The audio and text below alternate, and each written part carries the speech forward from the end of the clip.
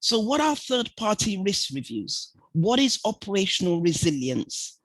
Well, I've taken some definitions from the web, and Gartner talks about operational resilience, referring to it as a set of techniques that allow people, processes, and information systems to adapt to changing patterns. And it ensures that business, operations, finance, InfoSec, and GRC understand that they are all interconnected and need to be viewed together.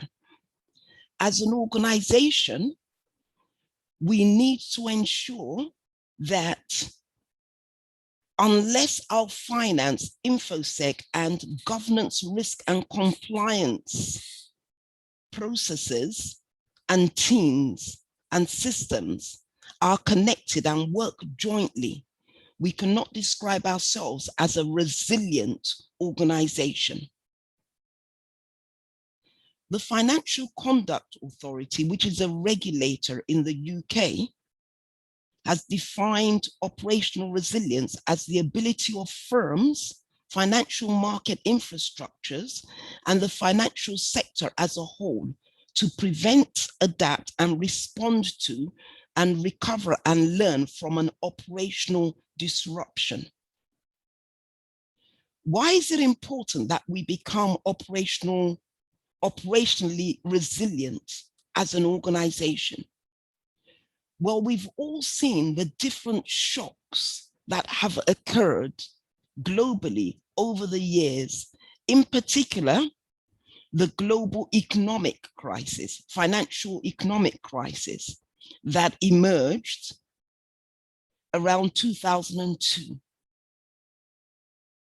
So that global recession caused financial regulators globally to start thinking along the lines of operational resilience, ensuring that organizations are able to prevent disruptions, to adapt to disruptions, to respond to disruptions when they occur, to recover from disruptions promptly, minimizing the impact of that disruption upon the organization and upon the global economy, and to learn from those disruptions once they've occurred.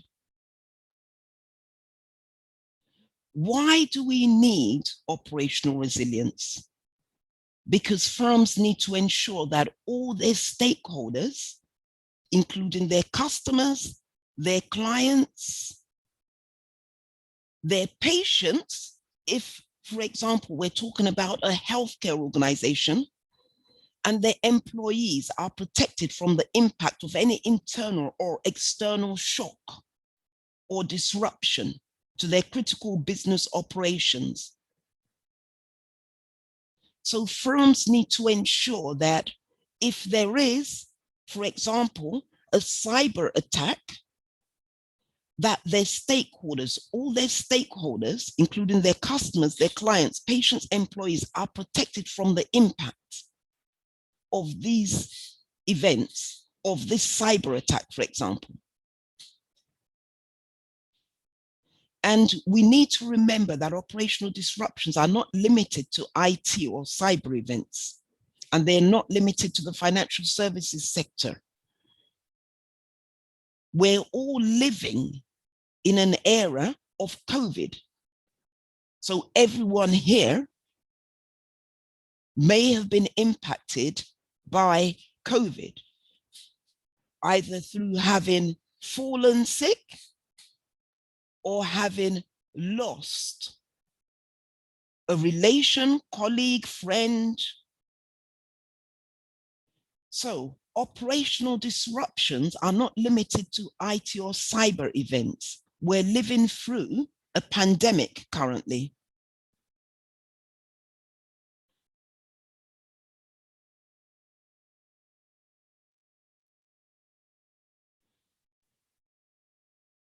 So operational disruptions, not limited to IT or cyber events. The pandemic has tested a lot of organizations when it comes to the area of operational resilience, because organizations have had to adjust to remote working, for example, remote interviewing, working with clients and customers that they would have previously seen face-to-face, met with face-to-face, remote seminars, remote workshops. Now, I previously never liked remote workshops.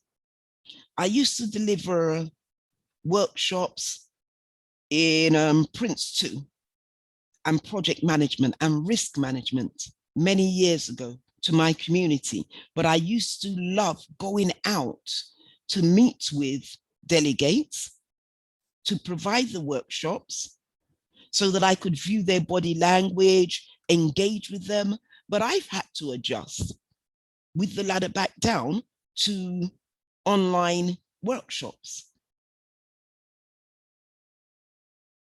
And so I can imagine how firms operating on a much bigger and wider scale have had to work hard to adjust.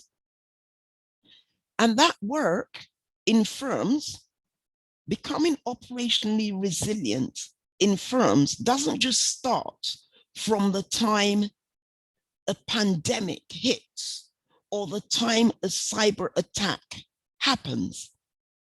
Operational resilience needs to be planned.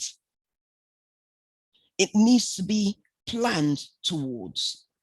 So an organization that maybe hadn't started previously considering remote working may have struggled at the onset of COVID to get all their employees onto a VPN system to start working remotely from home. So it's not a daytime process, planning for operational resilience. It's actually a journey. It's a journey to prepare for any business interruption or disruption, to prepare to protect your stakeholders from the impact of any adverse event. What is infrastructure resilience? Well, a firm's ability to retain an agreed level of service, reduce business disruption and impact, and promptly recover from an adverse technology incident or disaster using tried and tested recovery processes. So that is infrastructure resilience, when a firm is able to retain an agreed level of service and to reduce business disruption and to reduce the impact on the business when they've got, or when they're undergoing an adverse technology incident or disaster or interruption. What sort of infrastructure incidents can occur? Well, we could have a major hardware fault where a core hardware component fails, like a switch or a router. The company's core router fails, and suddenly they haven't got any internet access or network services. You could have a major change project go wrong. For example, we had a major bank in the UK, TSB, a few years ago, where they had a major change project that went terribly wrong for them. User error, we could have a configuration error by an administrator that brings the entire network down. We could have power failures, data corruption, and all of these cannot be mitigated. A firm cannot retain an agreed level of service during a disruption caused by any of these events, if it hasn't planned towards recovering from these events. So infrastructure resilience is important. However, infrastructure faults, hardware faults, are now being overshadowed by cyber attacks and cyber related disruptions, which is why we need to consider cyber resilience separately. In many organizations, actually most organizations that are internet facing, the risk of a cyber attack is one of the top 3 risks faced by such organizations. As long as you're internet enabled, then you're at a high risk of a cyber attack. Globally, wherever you are in the world, once you're internet enabled, then you face the risk of a cyber attack. Even as an individual, you face risks once you start using the internet of a malware attack, taking your system out, a hacker gaining access to your system. So a cyber resilient firm is a firm that's able to continue to operate and, most importantly, able to promptly recover from a cyber attack. How can an organization promptly recover from a cyber attack? Well, only if they're constantly preparing towards a cyber attack. If they're promptly considering the risks and mitigating those risks, including hiring skilled cyber professionals and cyber defenders, ensuring that they provide cyber awareness training to all staff so that all staff actually appreciate that cyber security is their responsibility, as well as the responsibility of the cybersecurity team. Another way to prepare to promptly recover from a cyber attack is to plan for a cyber incident. So cyber crisis management planning, cyber incident response planning. Another way to prepare, which is what we're going to talk about today, is third-party due diligence and due care, ensuring that we try to identify the risks within our third parties and our fourth parties, and we'll talk about that extensively. So as I said before we started recording, we don't have a lot of slides today. We're really going to focus on third-party due diligence. If we don't understand the risks that we face with our third parties that provide us with applications or that maybe are connected to our systems in our organizations, or maybe they provide a third-party processing service for us where they process our data. If we don't understand the risks,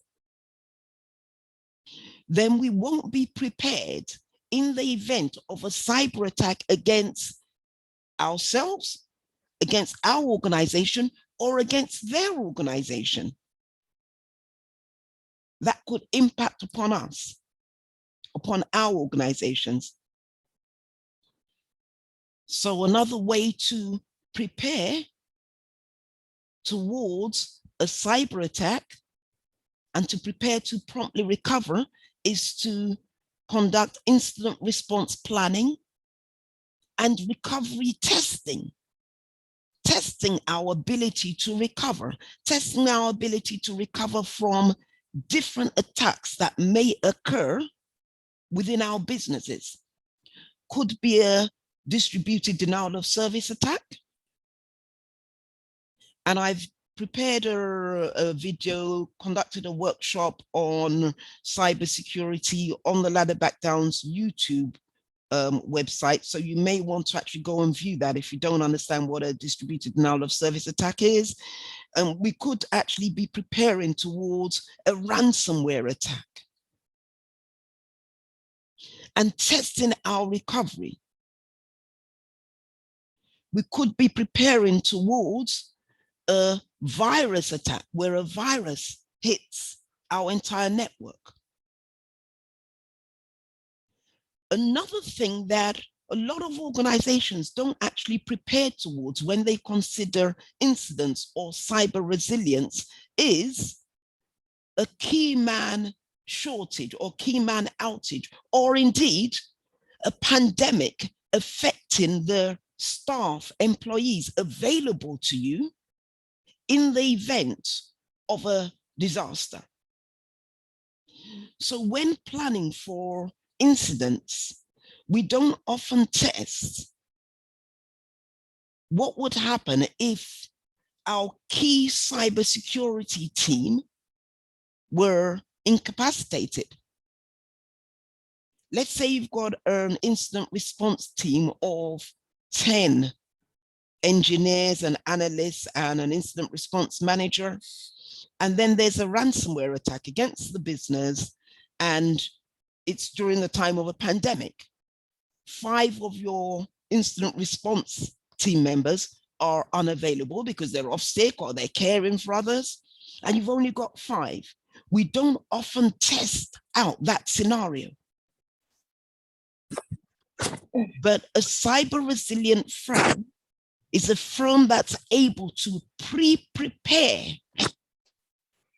towards the recovery following a cyber incident or cyber attack or cyber crisis.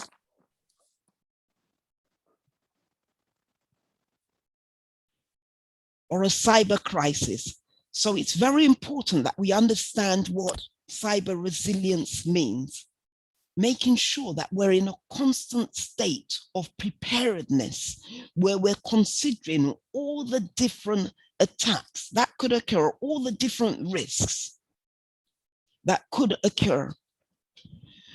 What is third-party resilience? Well, who are our third parties? Our third-party vendors include outsourced providers, offshore providers, offshore meaning that they're providing their services from a different country to our location.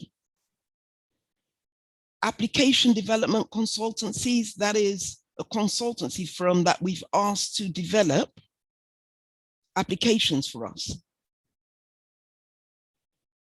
They could be cloud solution providers. So cloud services providers, InfoSec help desk teams that are based offshore. We may have actually outsourced our InfoSec help desk or IT help desk to a company abroad or in the UK, or in whatever location we're dialing in from today. Intrusion detection monitoring firms. All of these different firms and services are third-party vendors to us. And whilst they're considered as an extension of our firm's internal cyber operations, they pose risks to us, to our operations, that are invisible to us. So if you've outsourced your service desk, your cyber or InfoSec service desk to a team abroad, when that team picks up the phone, they still say, hello, this is Mark from the Ladder Back Down speaking. How may I help you? Because they are an extension of your firm. They don't give the name of their firm when they're answering your employees' calls. So they're actually an extension of your firm's operations, and yet the risks that exist within that firm is literally unknown to the company that is outsourcing the help desk service to them. And that is why we are responsible for conducting third-party due diligence, including by sending out questionnaires to them before we outsource the service desk to such a company.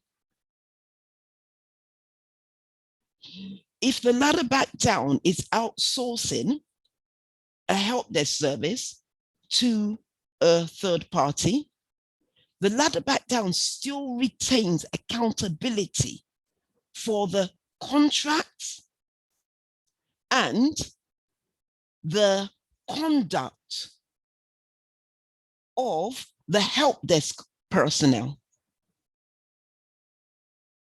So if I outsource a help desk to a company or send a help desk offshore so that an individual is answering all calls and queries from delegates on any of the ladder back downs workshops,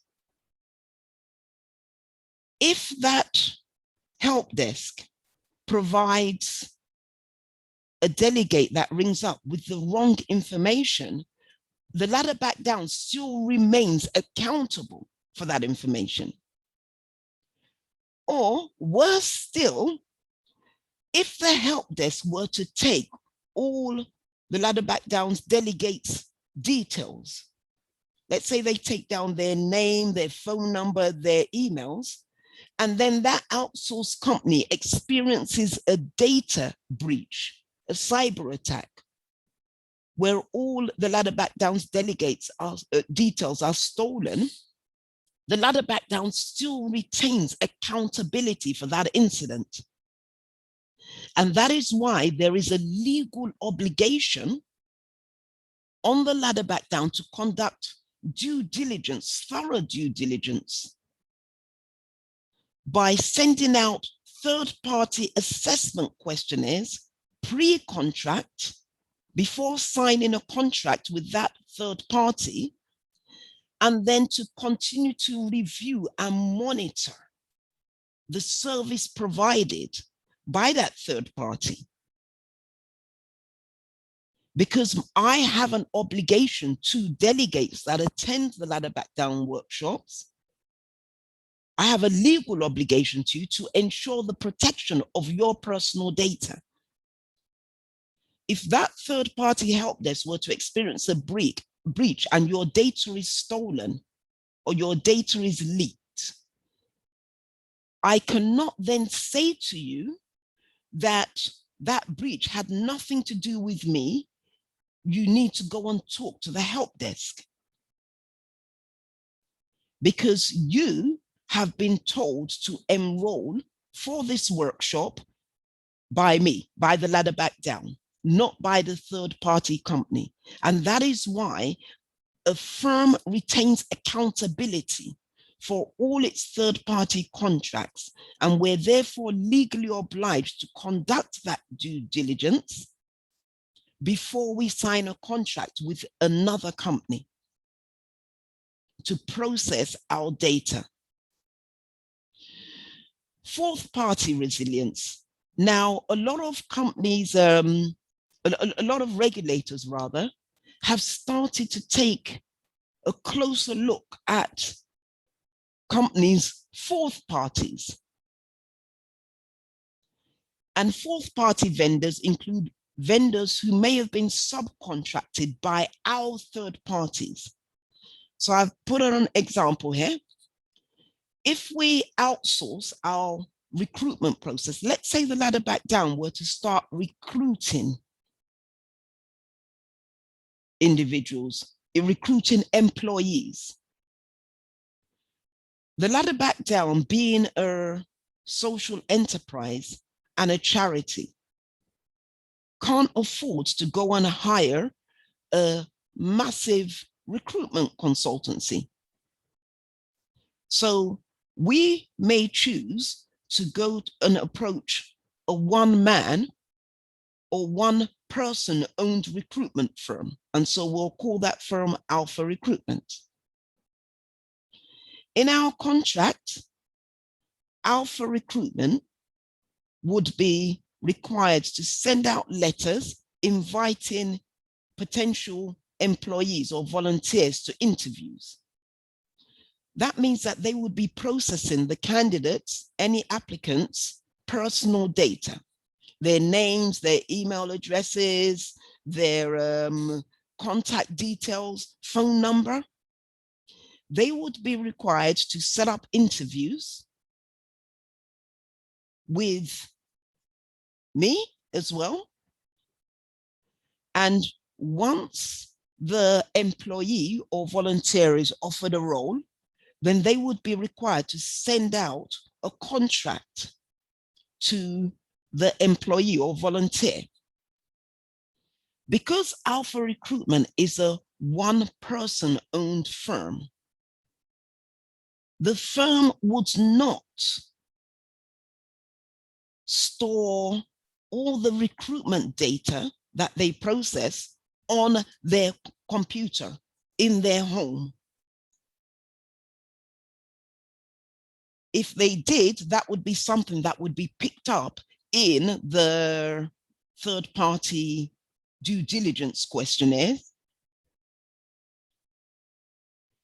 Alpha Recruitment would most likely subcontract the storage of all the candidates' data, of all the ladder back downs applicants' candidates' data to a cloud provider. So the storage of all the candidates and the applications, the volunteer applicants and their employee applicants, to the ladder back down, all of their data, their names, their email addresses, all their application forms, CVs would be stored in the cloud. That small cloud provider would now be the ladder back down's fourth party. Not our third party, because Alpha Recruitment is the third party, but anyone that Alpha Recruitment subcontracts our applicants' data to would be our fourth party. And when we're now sending out third-party questionnaires, the ladder back down needs to ask due diligence questions about the fourth party. It's so important. The ladder back down needs to ask due diligence questions about the sub-processor of the data in the third-party questionnaire. So we're now going to walk through an IT vendor risk assessment, which is what this workshop is about. And this is what will take most of our day. Once we finish that walkthrough, we'll then take a look at SOC 2 Type 2 reports. Now, what is a SOC 2 Type 2 report? It's an audit of an outsource. It's a report providing evidence of an audit of an outsourced service provider, such as a cloud service provider. It's usually conducted by an accredited firm or an IT auditor, so that customers and users can assess and address the risk associated with the outsourced service. Now, let's just say something about this. If you consider all those large cloud providers, they can't deal with each of their customers sending in questionnaires on a day-to-day basis. They would need to hire an army of individuals, of employees, to respond to all of those questionnaires. So AWS, Google Cloud, Azure, they don't have the time or the resource to answer third party or to respond to third party due diligence questionnaires from every single one of their clients. So what they do is that they actually contract an independent auditor to conduct an annual audit of all of their services. And so when a company, a potential customer or an existing customer asks for their due diligence report so that they can actually ensure that they are reputable providers and that they can provide the cloud services, instead of responding to a questionnaire, they send the potential customer their SOC 2 type report.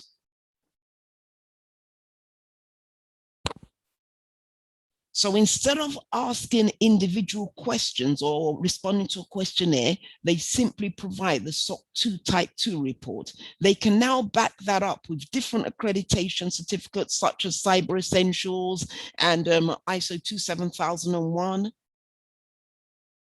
But they send that SOC 2 Type 2 report initially. What does a SOC 2 Type 2 report audit? Well, it audits security, availability, or what does it address? It addresses security, availability, the integrity of the processing of the solution provider or cloud service provider. Addresses confidentiality, privacy controls, including cloud services providers, as I said. The auditor is rendering their professional opinion about the CSP systems,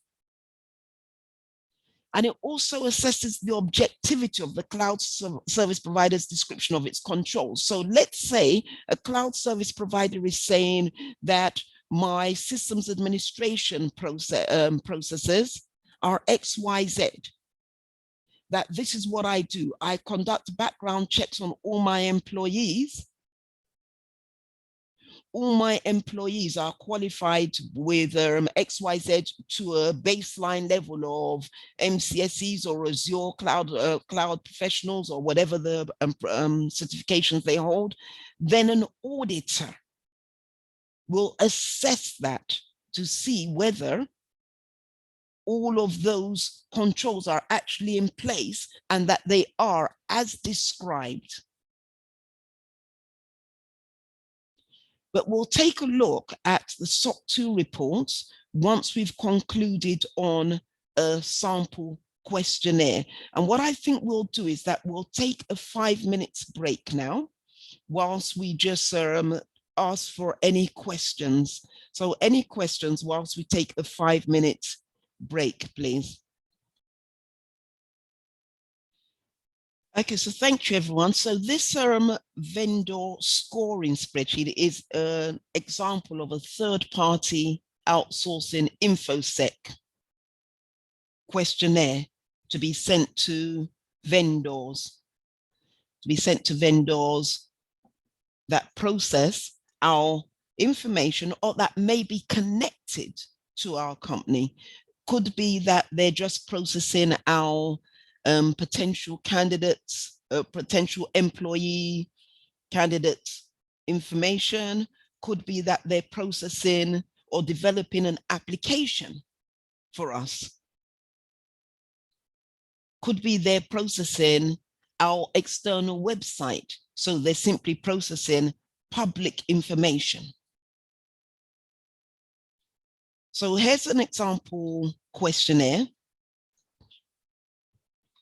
And we've got the different data classes or classifications, some. So I know that there will be many different data classifications within different companies. So this is just some that, you know, I could think of, and I've just included those here. So personally identifiable information, PII, for clients, customers, and employees. If you're looking to outsource, if you're considering a third party, then the risk for PII data will always be high if you're looking to outsource the processing of personally identifiable information for your clients, customers, or employees. The risk will always be high. If it's confidential information, company confidential information, or sensitive information, that could be health records. For example, you're looking to outsource to an occupational health provider, then they will be processing sensitive information, your employees' medical records. That will be classed as sensitive information. So the risk will always be high. If you're looking to outsource intellectual property, so if you're an aircraft manufacturing designer, you're looking to outsource the drawing of your aircrafts, the design of your aircrafts, looking to outsource that to a company to help you to draw up your aircraft designs, or you're looking to outsource to the cloud, the storage of your intellectual property, then the risk is high. If it's public information, then the risk is low. If you're outsourcing the design of your website, for example, to a company, public-facing website now, then the risk is likely to be low. Now, as I said, here's an example spreadsheet here, and we've put in an explanation for the vendor scoring. And 5, if they've rated themselves as 5, then they would put in a 5 here, and then that would be yes. If they say that yes, that they will accommodate, for example, an on-site visit for a security audit within 48 to 72 hours, then their response would be 5. If they say no, that we wouldn't accommodate within 48 to 72 hours notice, but we could accommodate within let's say a week's notice, then they would rate themselves as partially, and then they would put comments here.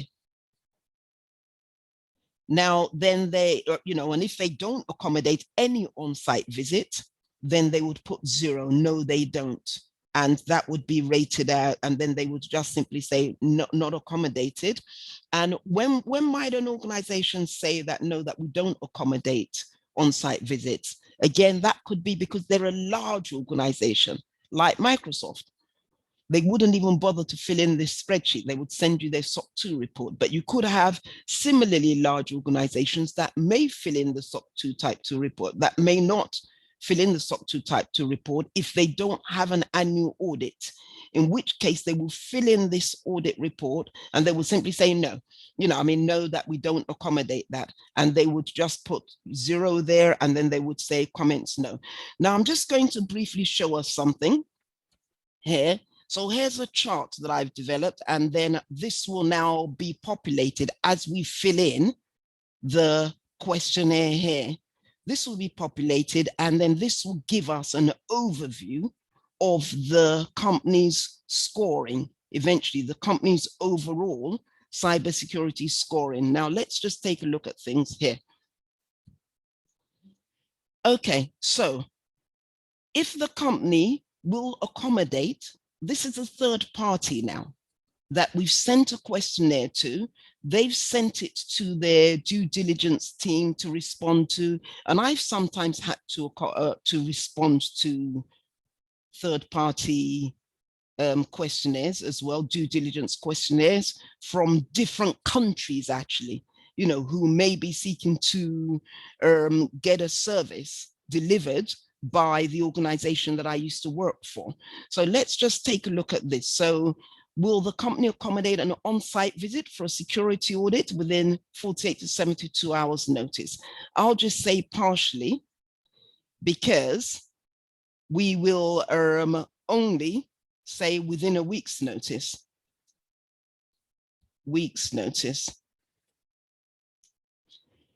And then when the firm receives this, we could then include our comments. So let's say the ladder back down has sent this questionnaire out because we're looking to find a cloud provider.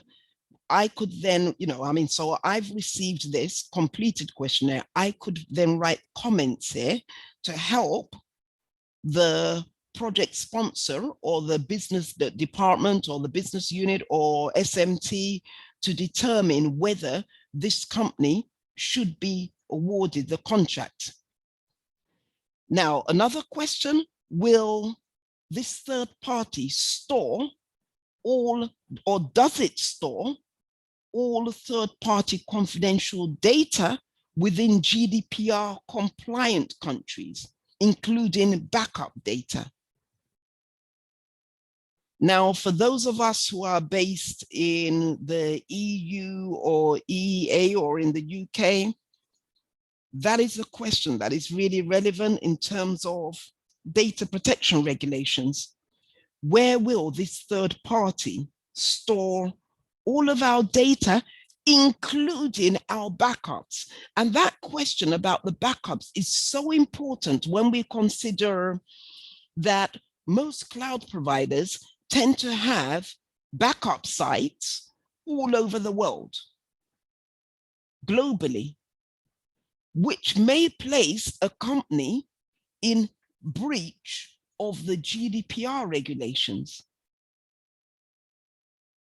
That may place a company in breach of the GDPR regulations. So the question we're asking is, will this third party store all of the ladder back down's confidential data within GDPR compliant countries, including backups? And I'd expect the company to say yes, because if they don't say yes, then that would be a major consideration, because the ladder back down is legally obliged to ensure that all its data process is stored within the EU. Does the company maintain an audit log for the location of all third-party confidential data and their backups to identify where it's located? So do they actually know where their data is located, and do they maintain a log to ensure that all their data, or have they just taken the word of their third-party processor? Is it actually logged? Is it recorded anywhere? Is it recorded in a contract with their fourth parties, for example? So that is a question, and I'll give the company a 5. So I'm responding as the third-party provider now.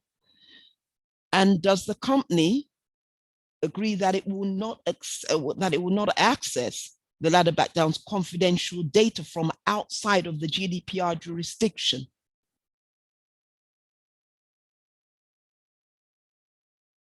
And I recently had a situation where a recruiter went on leave abroad, and they came back and told me, oh, that I'd actually been inaccessible for 2 months instead of a fortnight. So they went on leave for 2 weeks, and then they ended up being, trapped abroad because they couldn't come back because the country had moved to an amber list. And they said that they apologized for not having been able to access my data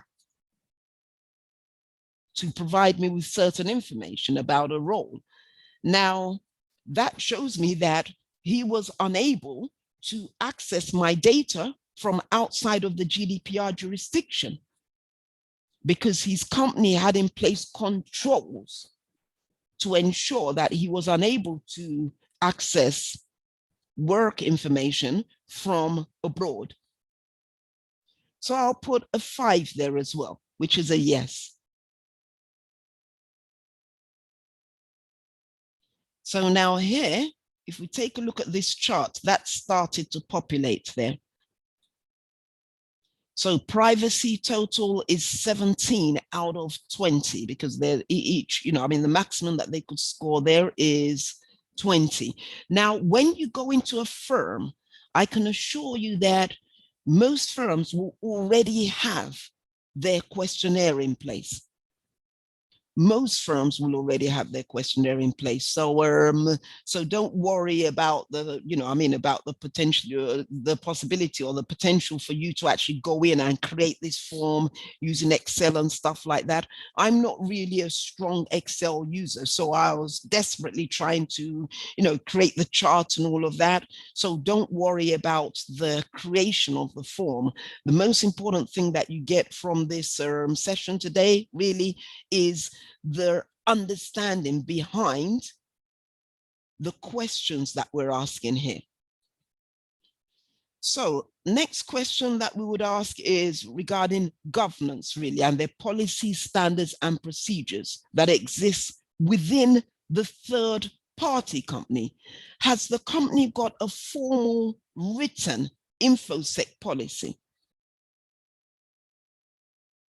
And it's so important that they have a formal written InfoSec policy, because if they don't, then that means that they're just working from day to day without anyone actually really understanding what they're meant to be doing regarding information security policy. Even if it's a small firm, I remember between 2013 and 2018, I did quite a lot of voluntary consultancy for SMEs, small and medium organizations, law firms, a retailer, and things like that. And I was actually just going around and drafting InfoSec policies, drafting GDPR policies, because no matter how small you are, you still need something, even if it's a 1-page or 2-page policy. It's vital. Even if you're an organization like the Ladder Back Down, you need an InfoSec policy, you need a GDPR information privacy policy. You need a plan in place of how you process information, how you process your delegates' information. So the Ladder Back Down is registered with the Information Commissioner's Office, and I believe I wrote this and shared this with the WhatsApp group recently, that we need to make sure that we actually, if you run a small organization, just register with the Information Commissioner's Office, if you're in the UK, that is, because it is a legal requirement that you register and sign up to processing your delegates and your volunteers and your candidates' information lawfully and responsibly. So the question, have you got formal written InfoSec policies? I'll say yes. Will you provide us with a copy of your InfoSec policy? Now, in most cases that I've experienced, most companies will say, no, we're not providing you with a copy of our InfoSec policy because it's our intellectual property. A few do, but most don't. So I'll put a 0 there. Now, can your company provide a copy of a third-party external InfoSec assessment conducted within the past 2 years? Could be an SAS 70, could be a pen test, could be a vulnerability assessment. Can you provide us with results of a third-party external assessment or audit? Now, what most companies will say is, again, they won't provide you with the full reports. They could provide you with a summary, or in some cases, they won't even provide you with anything at all. They'll simply just provide you with an attestation, a statement of fact that these were the results and we're working to fix these. Some will, some won't. So we'll give this company a 2, say partially, and then I'll write here, we'll provide a summary.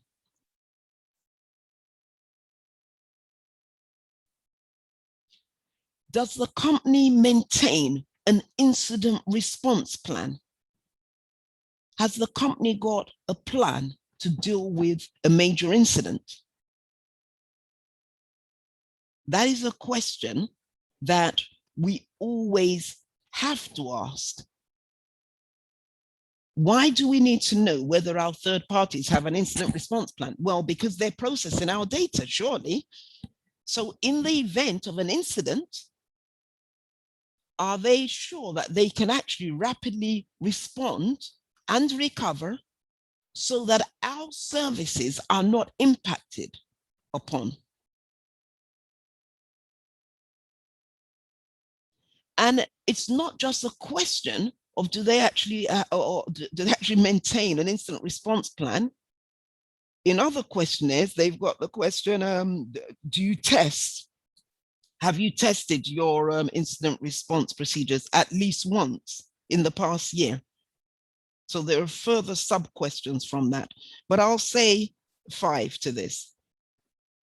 Or let me just say 2, partial. So we maintain one partially untested, rather than say untested, actually I'll say about getting ready to test the plan in Q4, in the 4th quarter of 2021. Okay, that's why I'm saying partially, because we maintain an incident response plan and procedures, but we haven't tested it yet. So we're going to test it in Q4 2021. Does the firm have a policy in place, a written policy to protect client information, including the ladder back downs information, against unauthorized access? And that is including printed information, spoken information, such as telephone calls or video recordings. Because we often don't actually consider the security of our audio recordings, our Skype calls. A lot of work goes on when it comes to protecting our stored information, when it comes to protecting our printed information. But what about the spoken information? Your video calls, if recorded, how do you actually protect that from unauthorized access? So again, I'll say partially, because we haven't got has a policy to protect client information against unauthorized access, preparing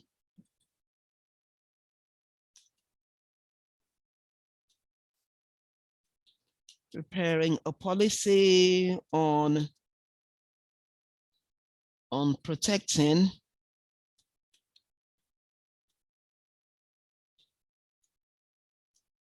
voice recordings.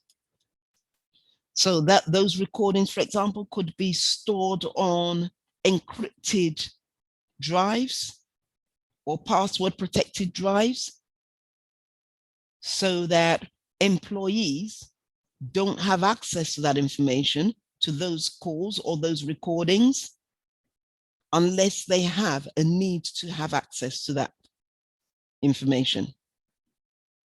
Does the company have a policy that prohibits the sharing of individual accounts and passwords? And most companies will have this, so I'll just say yes. Has the company got a policy that implements information only being shared on a need-to-know basis? Does the company have a policy that implements least privilege, that you give employees the least privileges that they need and only the privileges that they need to do their jobs and no more, including IT staff? Has the company got a policy in place that ensures that only the IT staff that need domain admin permissions have domain admin permissions? Has the company got a policy in place that ensures that your database administrators that have been given permissions as database administrators don't have full server administrator permissions or domain administrator permissions? That is what is referred to as least privilege, where individuals are just given the privileges required to perform their role and no more. No privileges beyond what is required to do their job. So has the company got a policy that implements those concepts?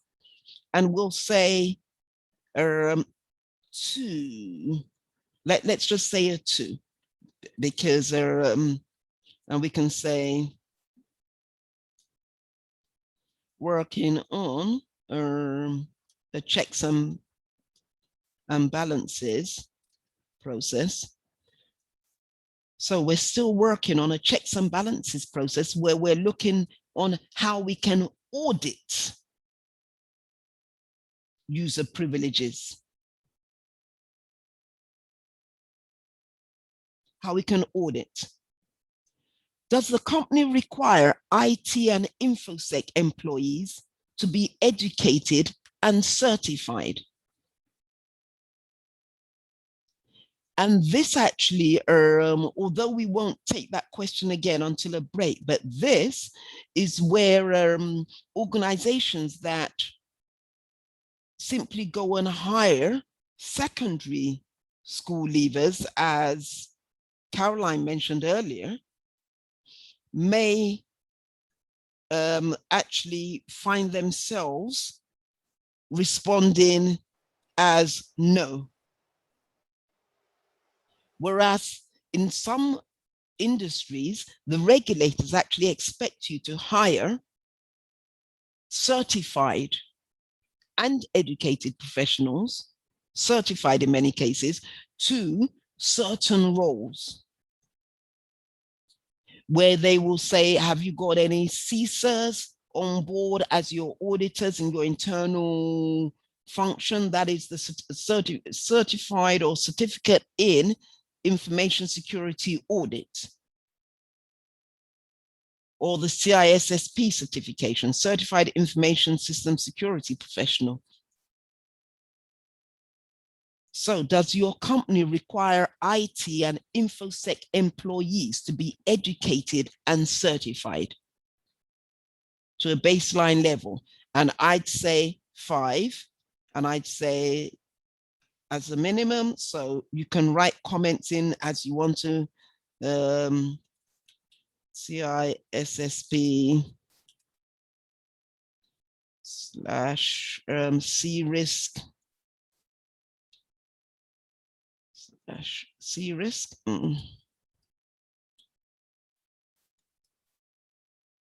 Certification required as a baseline.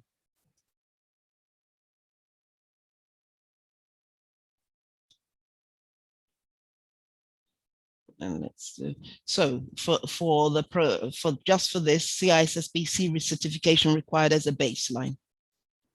Does the company perform background checks for individuals who are hired to the team that are going to be handling confidential information? It's very important that individuals, employees that are handling confidential information are trustworthy, that they're trustworthy. They must have that integrity, because you don't want someone who lacks integrity handling confidential information, because they could access that information without authorization. They could sell that information off. They could steal the information. And that's why it's important that background checks, thorough background checks, are conducted for individuals handling confidential information. So I'd say a 5 here. Does the company have termination or job transfer procedures that immediately protect unauthorized access to information? Now, that is so important. Now, that is so important when we talk about employees, who are terminated or who are transferred to different teams. Is there a termination process in place to ensure that as soon as an employee leaves the business, their account is terminated? Now, what tends to happen is that, or what I put in place many years ago when I was actually responsible for IT and information security in the previous role, I put in place a process whereby as soon as an employee handed in their notice, this information was shared with HR and IT and InfoSec, and IT would then immediately put in a termination flag on their Active Directory, which would simply configure the system to terminate their account on the last day that the employee was due to leave. It would automatically terminate the account. So rather than wait until the day that the employee was leaving, we would put in place, we would immediately, on the day that they handed in their notice, automatically set their account up in Active Directory to terminate. Job transfer procedures, that's very important. We've talked in a previous workshop about users retaining privileges for their old department when they're moved to a new department.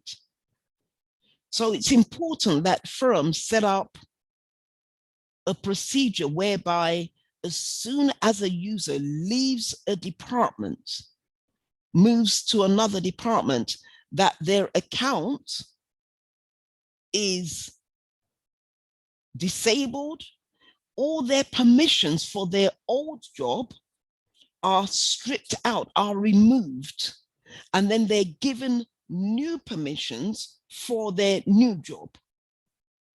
They're removed from all their old groups, from their previous role, and they're moved into new groups for their new role. Because very often that organizations neglect, IT teams neglect to actually remove old permissions from an employee that is transferring to a new team. So the question here is, does this third party have in place termination or role transfer procedures that immediately protect unauthorized access to information? And I'd say, I'll give this company a 2, you know, if I'm responding on behalf, and I'll say, yes, we have, yes to termination procedures. Termination procedures in place. Working on role transfer procedures.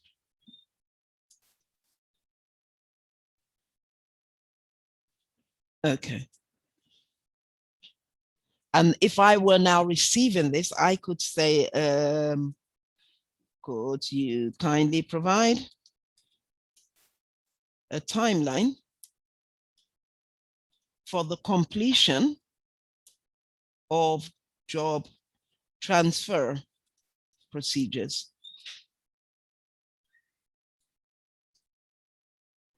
Okay, so if I had any comments, I would put those comments here. Once I'd received this third-party vendor review here, I would put this here, and then I would send the questionnaire back to the vendor.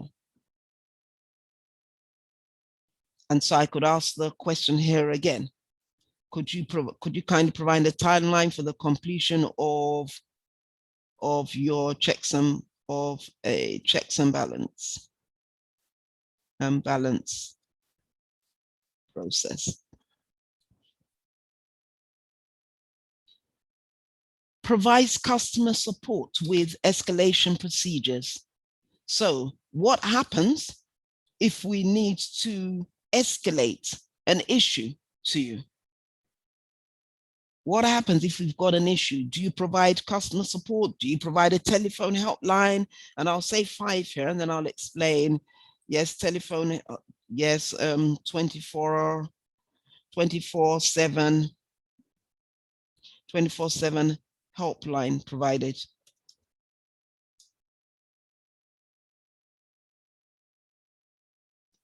Has the company got documented change control processes in place? Now, remember I said earlier that we had TSB, where they implemented a change program, an integration program at the time. And things sadly went terribly wrong for them. And it meant that a lot of customers were unable to access their bank accounts. Then there was a lot of fraud, because as soon as you have chaos or you have an issue within a company, the first thing you need to do is to make sure that you've protected your customers against fraud.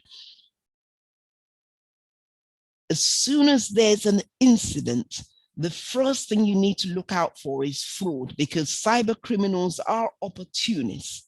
They're always ready. They're ever ready to exploit any issue or incident within a firm. So have you got documented change controlling processes in place to ensure that, or to reduce the risk of an IT change causing disruption to the business and to your customers? And I'd say yes, I mean that we have got documented change control processes in place, and I could say that these are reviewed annually as well.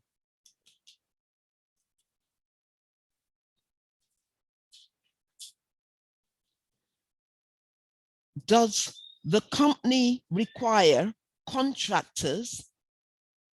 Does our third party now require its contractors, its third-party contractors, that is our fourth parties, its vendors, outsourcing ventures, or other external third-party contracts to comply with its policies, with its information security policies, with its customer agreements?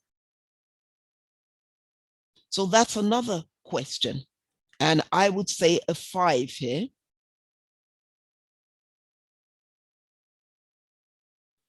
Does the company maintain does this third party maintain an annual user InfoSec awareness program? Does it remind its employees every year, or at least every year,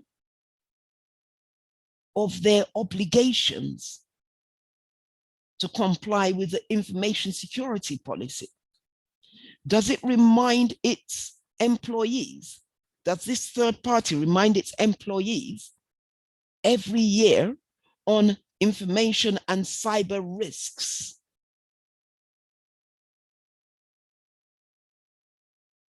And I could say yes, I mean that we conduct a yearly training program on a rolling basis. Has the company got a formal routine information security risk management program for risk assessments and risk management? Does the management team, or if it's an individual, have they got a formal process in place to assess the risks to the customer information that it actually maintains on behalf of its customers? Does it use NIST, ISO 27001, or what process is in place to ensure? So I'll go for 5 and I'll say NIST, based on NIST.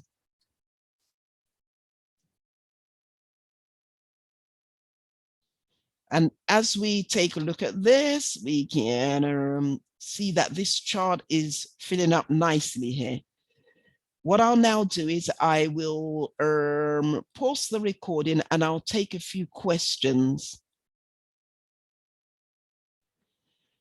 Okay, we also asked the question, does the company maintain an updated network diagram?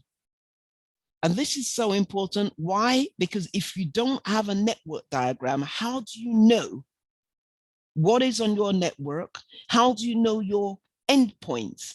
How do you identify the vulnerabilities and the risks to those endpoints if you don't have an up-to-date network diagram in place?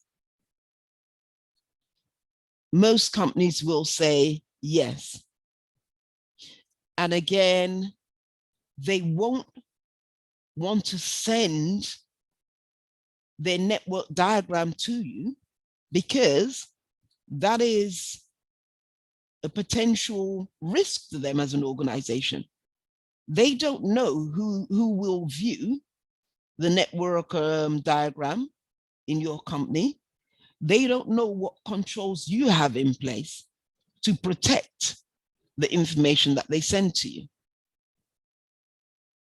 So based on this, it's important that we expect our third parties to provide us with sufficient evidence for us to assess the risk. But in some cases, we need to be mindful of the fact that they don't want to and shouldn't need to expose themselves to unnecessary risk with the information that they're sharing with us, with the evidence that they're sharing with us. Just as we wouldn't share our internal network diagram with anyone who doesn't have a need to know, we wouldn't share that diagram with everybody across the company. We wouldn't even share it with everybody within IT or within InfoSec as long as they didn't need access to that information. We wouldn't do that. So based on that, we shouldn't expect, any third party company to willingly just share everything that they have with us as evidence. Remember, they also need to exercise their discretion and ensure that they're only sharing information with any party on a need to know basis.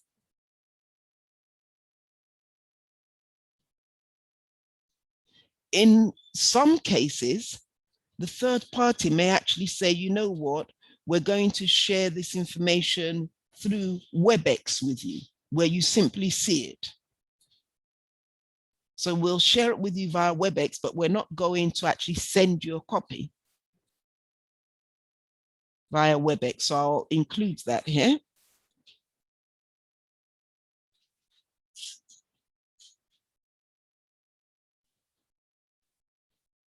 Does the company implement network and web firewall protection?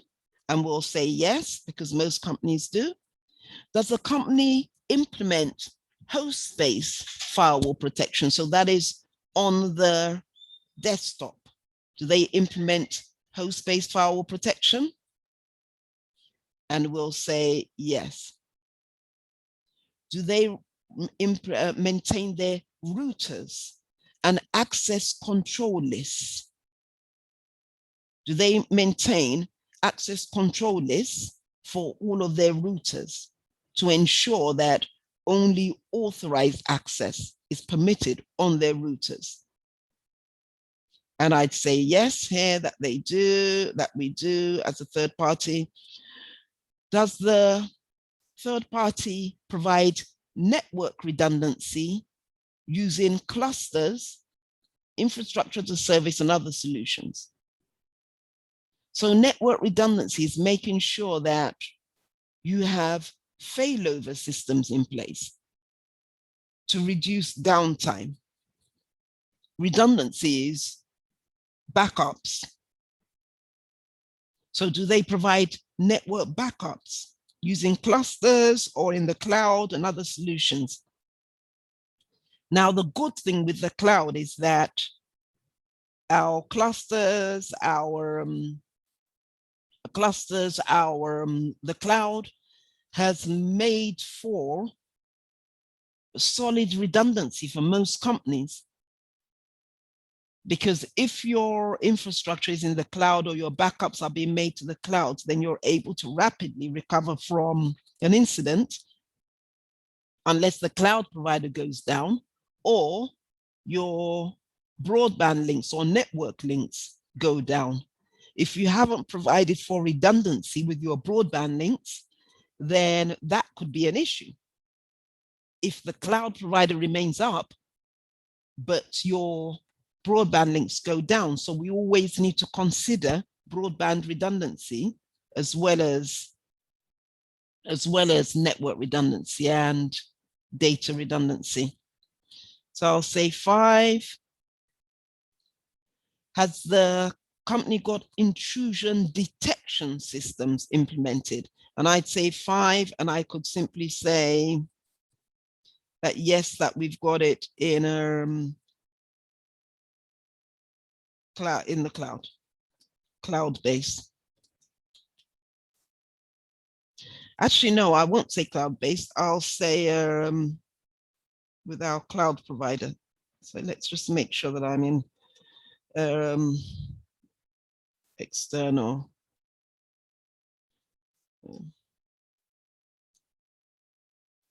Third party provided.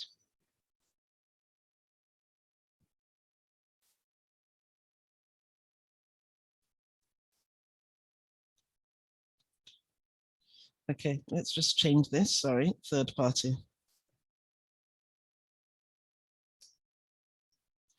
Third party. So third party provides this, and I wrote that for a reason. Because now I'll write here.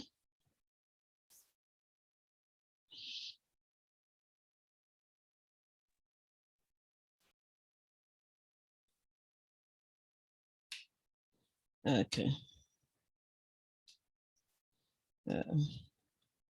Oops.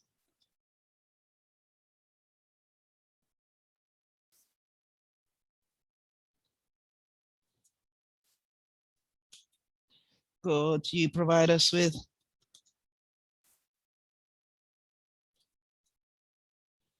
third party? So we're asking, I mean, so if they've got third party intrusion, a third party intrusion detection system, technology implemented, and they're saying that it's being provided by a third party, then we'd like to know the details of the third party, because that is our fourth party. Has the company got intrusion prevention systems technology implemented? And so we'll say, yes, we have third party. Third party.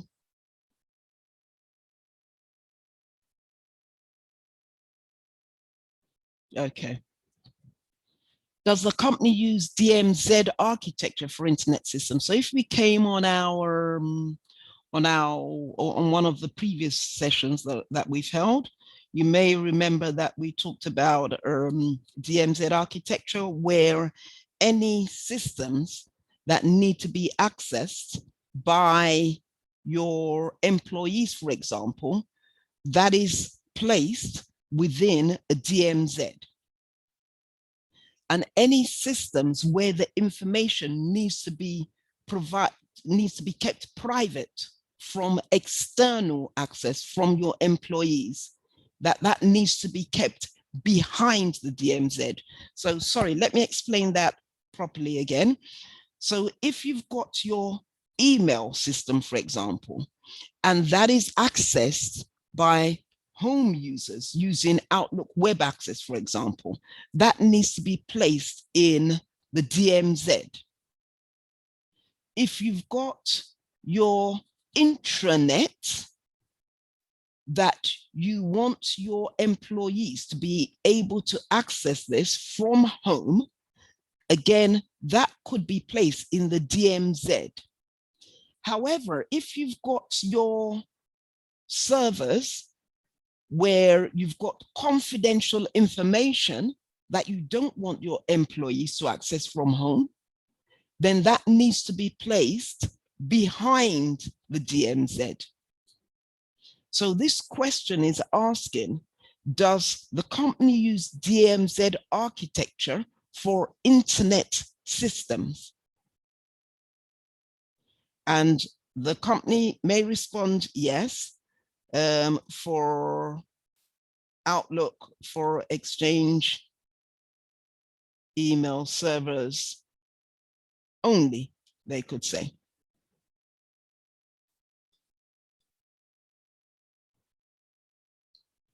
Does the company host internet web-facing applications on a separate server to the databases? So if you've got an internet-facing web application, for example, your customer database, or indeed your email server, for example, do you host Exchange on a separate server to the database that actually contains all the emails?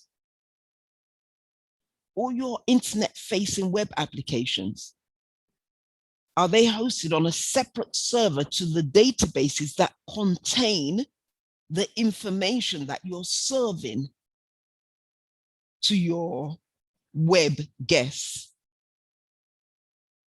So that's another question. And we can say 5, although many companies that are small companies may just have one server where they host the databases, they host the web front facing, the front end of the web application. They just host everything on a separate, on a single server. But that is not good practice. Does the company use enterprise virus protection on all systems? Yes.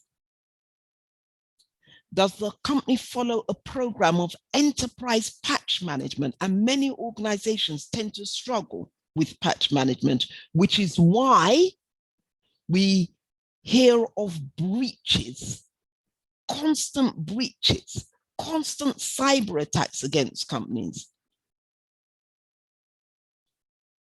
Because most companies tend to struggle when it comes to keeping up with the various patches. Indeed, some companies not only fail to keep up, they often miss announcements to patch their systems. So I remember when we had the WannaCry ransomware, that wasn't a 0-day malware, malicious software. It didn't just emerge, without any notice. Organizations had been advised to patch their systems for around 2 months, I believe, prior to the malware actually being released. So organizations had been advised by Microsoft and other vendors to patch their systems against a potential attack, against a potential ransomware attack. So when WannaCry hit organizations, it was only the organizations that hadn't patched their systems that were impacted upon. Same as Petya and not Petya. If an organization isn't following a stringent patch management program, it could find itself readily caught out.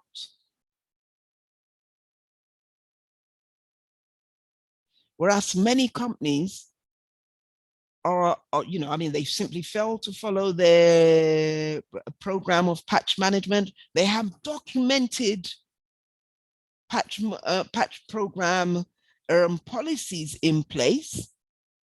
They have everything documented, but when it comes to actually following that, some people forget, or some people under-resource the team required to patch those systems.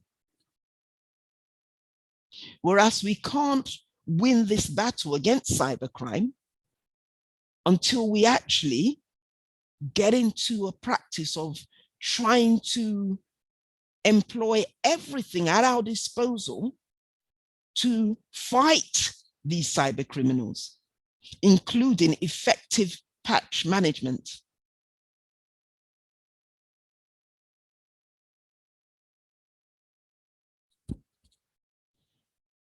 Again, another question here. Does this third party provide dedicated customer servers to segregate third-party data from other customer data? So will my data, will the ladder back down data be segregated on a separate server to the data from another company? Or do they simply provide a single server and then they segment all the information? So I'll say yes, but I'll say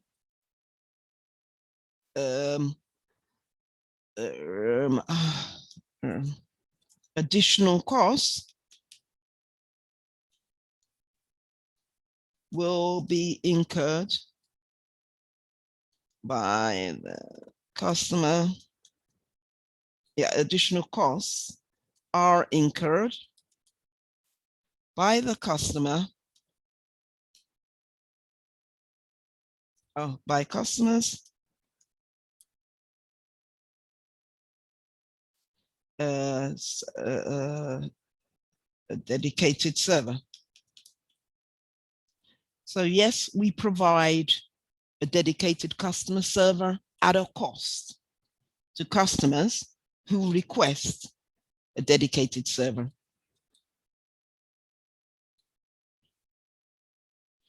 And are there controls in place to make sure that third-party data is not accessed by other customers, especially when our data is placed in the cloud? What controls are in place? Because if you're going with a large cloud provider actually, and you haven't got a dedicated server, dedicated system in place, if you're going for the public cloud especially, then you're sharing this space with thousands of customers, sharing massive disk space. So, billions of terabytes of disk space with multiple customers. So there is that risk of your data being accessed by another customer. So do they implement controls to restrict access to third-party data from other customers? So I would say yes. Encryption.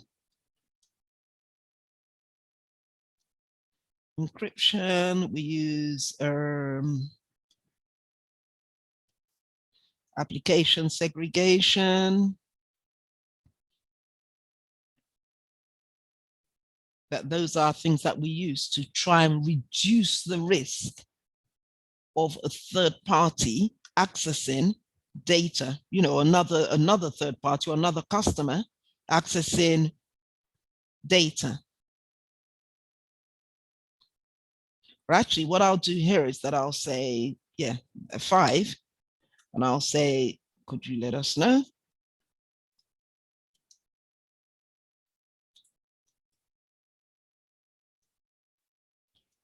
Is reduced to each customer.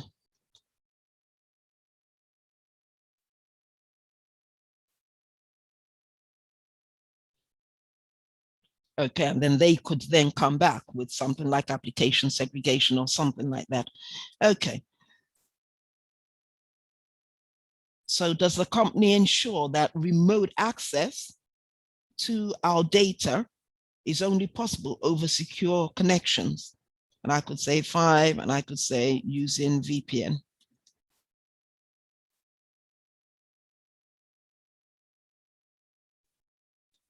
using VPN technology.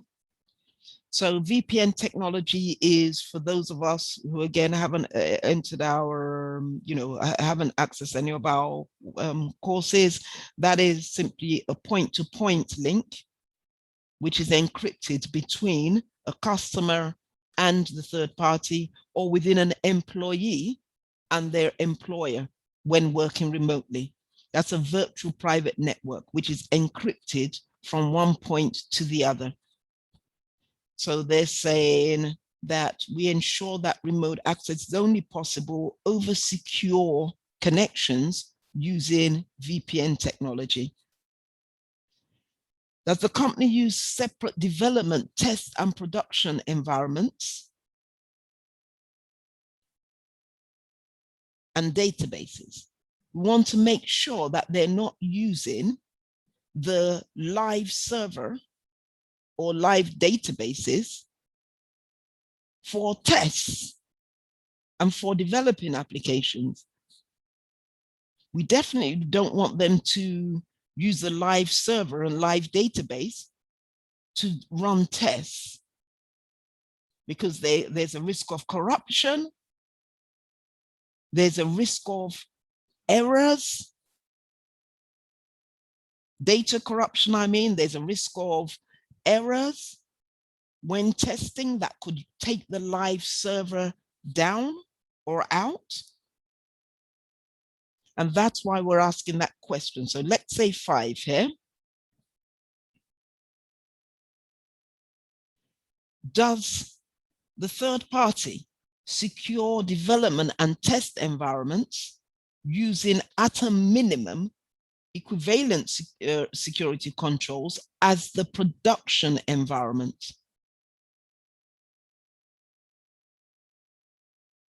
So does it secure the development environments and the test environments as well? Or does it simply secure the production, the live environment, and forget to secure the development environment and test environments? Do we need to secure the development and test environment?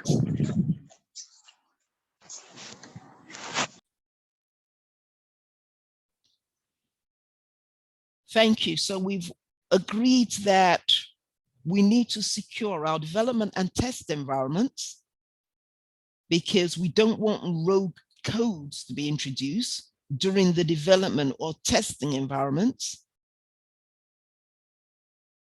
so that when we migrate to the production or the live environment, we're not taking those rogue codes across, introducing vulnerabilities into our live environment. So we make sure that the company is secure in development and test environments, using at a minimum equivalent security controls as the production environment. And I'll give award a 2 here. And then I'll say, okay, so the vendor is saying, yes, we do secure our,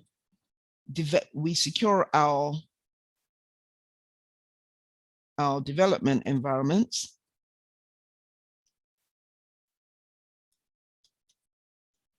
But not our test environments,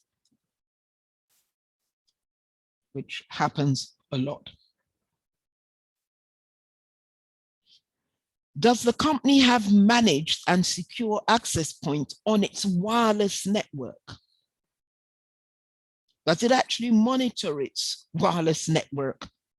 Does it secure its wireless network? Or does it have multiple vulnerabilities there? So I'll give this company a 5 so that we move on. And as we can see there, architecture, they're scoring quite high, 93%. Policies, they've scored, they're a bit weaker on that, 73%. Privacy, 85%. So this is populating quite nicely and giving us an overview of this third party's risk landscape, their InfoSec risk landscape. Now, when it comes to information security, we're asking this question. Does the company implement encryption for confidential information being transmitted on external or internet connections with a strength of at least AES 256-bit encryption? Or does it use TLS? Or does it use preferably TLS 1.1, which replaced our encryption, that we use currently, that we use our, for our websites. So does it use at least AES 256-bit encryption? Now, I wouldn't expect us to know what all of that means in terms of AES 256-bit encryption, but I did actually create a video recently after I did the last information security management principles. I actually broke down a bit encryption a bit further on our YouTube channel, so you could access that if you're interested in encryption itself, or if you've got exams and you know that encryption is an area that will be examined. So yes, we do encrypt our information using at least AES 256-bit encryption. So let's go for 5. Now, this is information in transit. So that initial question was about information being transmitted. So that is information in transit. One of the basic principles of protecting information privacy is to ensure that we protect information in transit and information at rest. That is information held in storage on our laptops, on servers, in archives, and information when it's being sent from A to B, whether that's via email, via information being sent on the traffic, on the internet, ensuring that that information is secured and protected. So does the company implement encryption for confidential information in transit, and does it implement encryption for confidential information stored on computers at rest? And that's a 5. Does the company have password protected screensavers that activate automatically to prevent unauthorized access when idle for computers used by system support users? So that question is asking, has the firm configured screensavers that activate, say, within 3 minutes or 1 minute if it's a system support user, system admin, or IT or cybersecurity professional? Has the system been configured to ensure that screensavers are automatically activated within 1 minute, 3 minutes, 5 minutes, whatever, of a user leaving their desktop? And we'll say 5, yes. Does the company harden all its servers and desktops? Again, for some of us who have attended previous workshops, we've talked about hardening, where all applications and services that are not needed or that are not in use on our systems, on our servers and our desktops are removed, or laptops, that they're removed or disabled. That is so important. And I'll ask the question for us to answer in the chat window whilst we move on. Why do we need to harden our servers and our desktops and laptops? Why do we need to remove all unneeded applications from our servers and our desktops? Why do we need to remove that? So answers in the chat window. So I'll say 2 to this. And I'll say only on servers. Does it use file integrity? Does the company use file integrity monitoring on these servers to monitor for any changes to our files? Does the company use any monitoring software to ensure that all files, services, anything changed on the server is actually logged and flagged to the systems administrators? And I'll say 0 because most companies don't.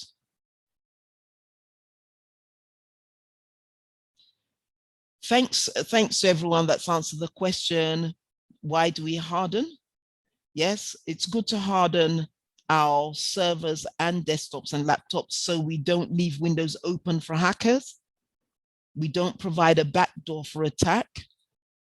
And the more services enabled, increase the attack surface, as it leaves us more areas that could be exploited. So thank you to everyone that's answered that question. You're absolutely correct. The more services that are enabled, the more opportunities we leave open for a cyber criminal to exploit those services through a back door, a hacker to access us through that service. So if it's not needed, we need to just disable it or remove it.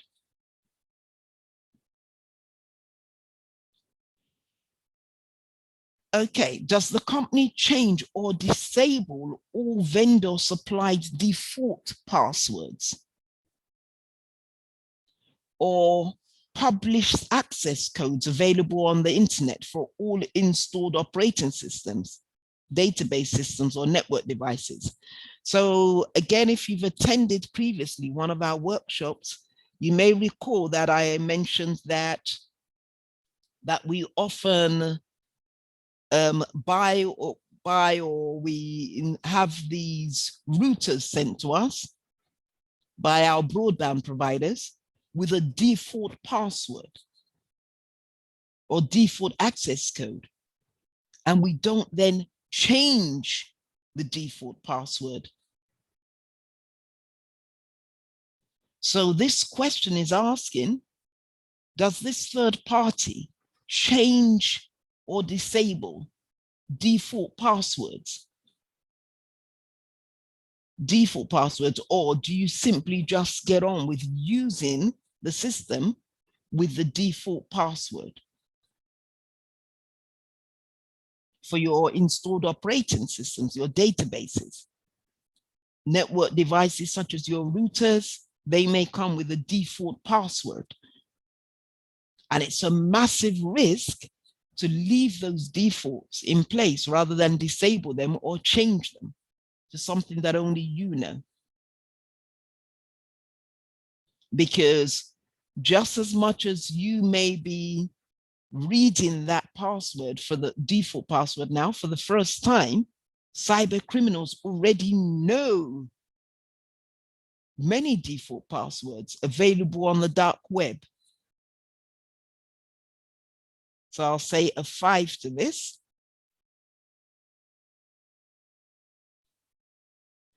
Does the company use passwords or preferably passphrases that are a minimum of 8 characters, expire at least annually, and have complexity requirements? Complexity requirements where users are not allowed to simply use a name without any apostrophes or special characters, rather, special characters, figures, numbers. Or does the company simply allow users to create a password with their birthday or their first name or surname? So I'll say 5. And does the company require users to change their passwords at least annually. And we've talked frequently about the debate on changing passwords, changing passwords or using passphrases instead. Using passphrases instead of passwords. We've discussed that time and time again, not only on in workshops, but also on the Ladder Back Down WhatsApp group. Most companies do actually require their employees to change annually. Does the company ensure that passwords are never stored in clear text? Do they ensure that their password database or password management tool doesn't store passwords in clear text? So if my password is the ladder back down, is that stored on the system as the ladder back down, or is that stored as ciphertext or encrypted text, where all the letters are changed?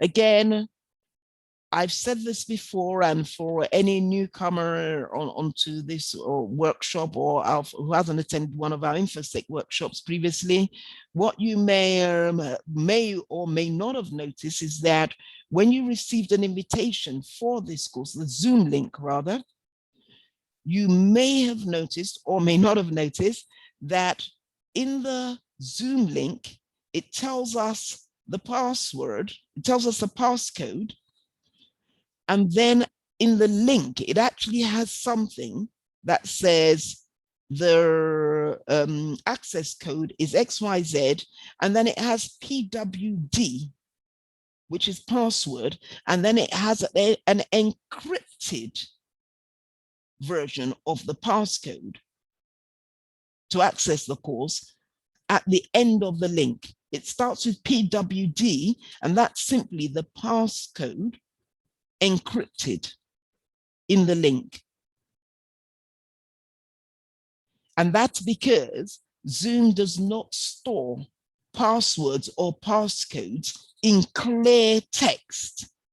Make sure that all passwords are encrypted in storage. So I'll say 5 for this.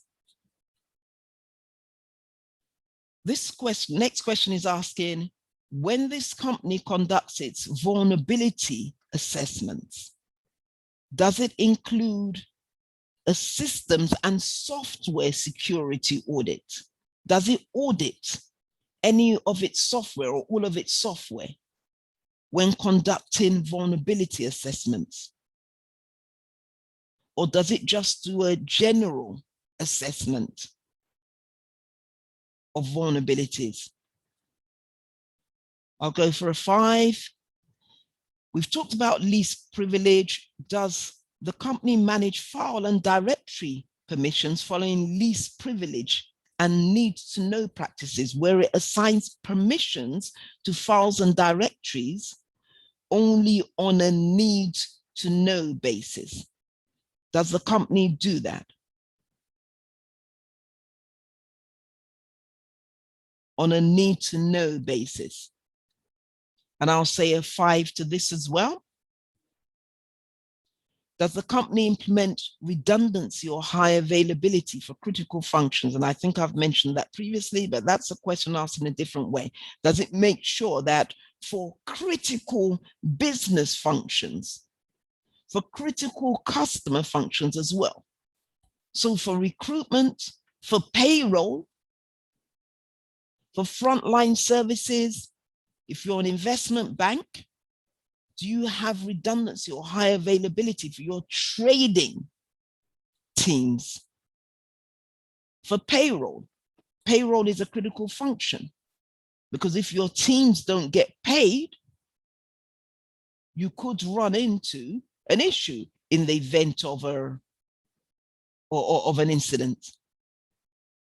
So critical functions, do you ensure that their systems are redundant? Do you ensure that you've got backups and high availability systems to ensure that those functions are still able to operate in the event of a disruption.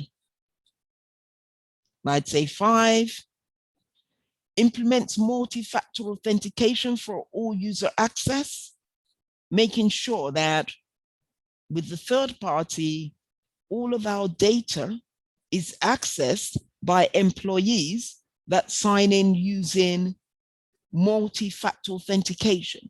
So at least 2 methods of authentication, either with your password and a token, or a token and biometrics.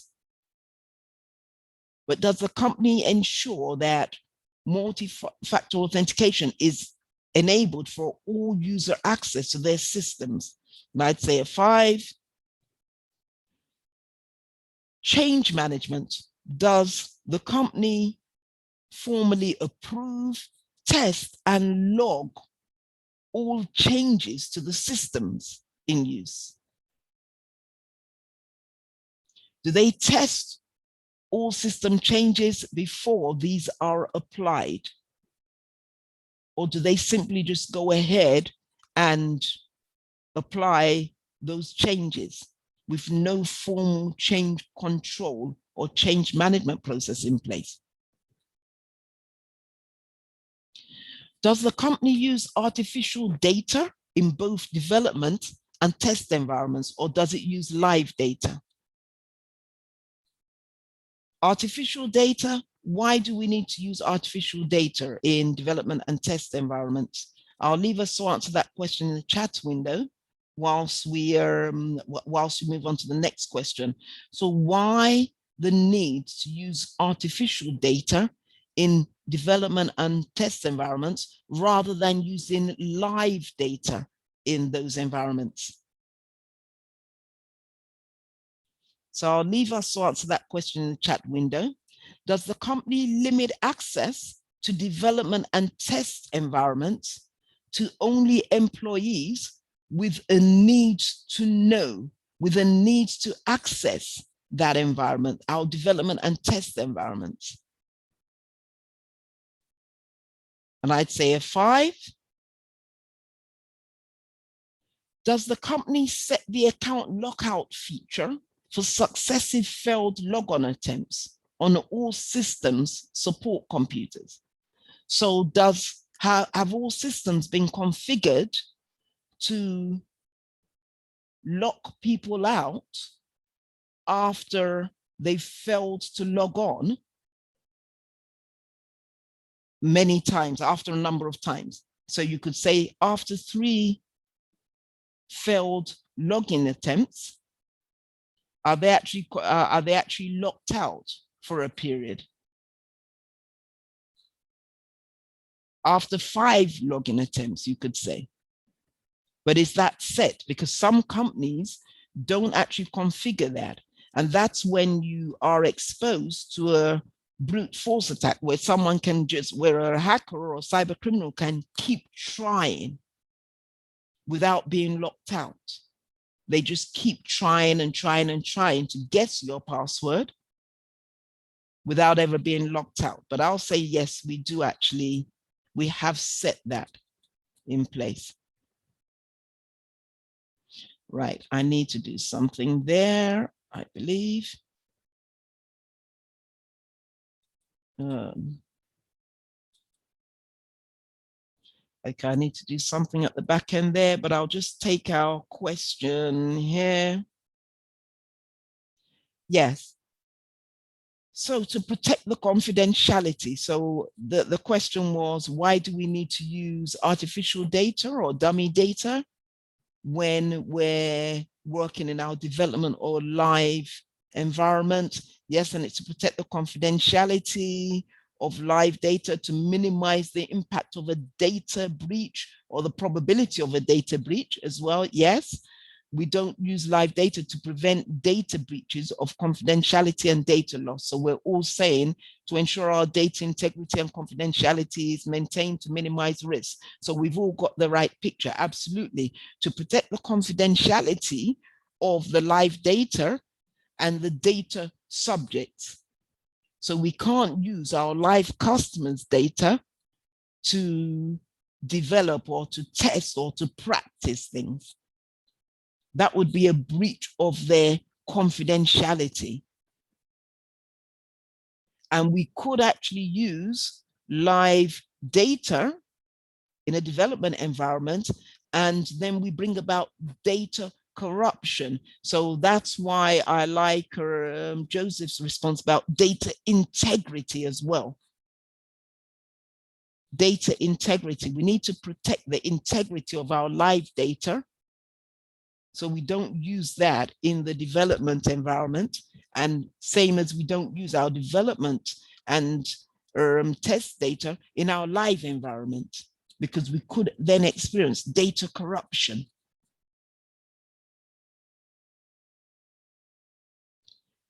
So I will pause the recording now.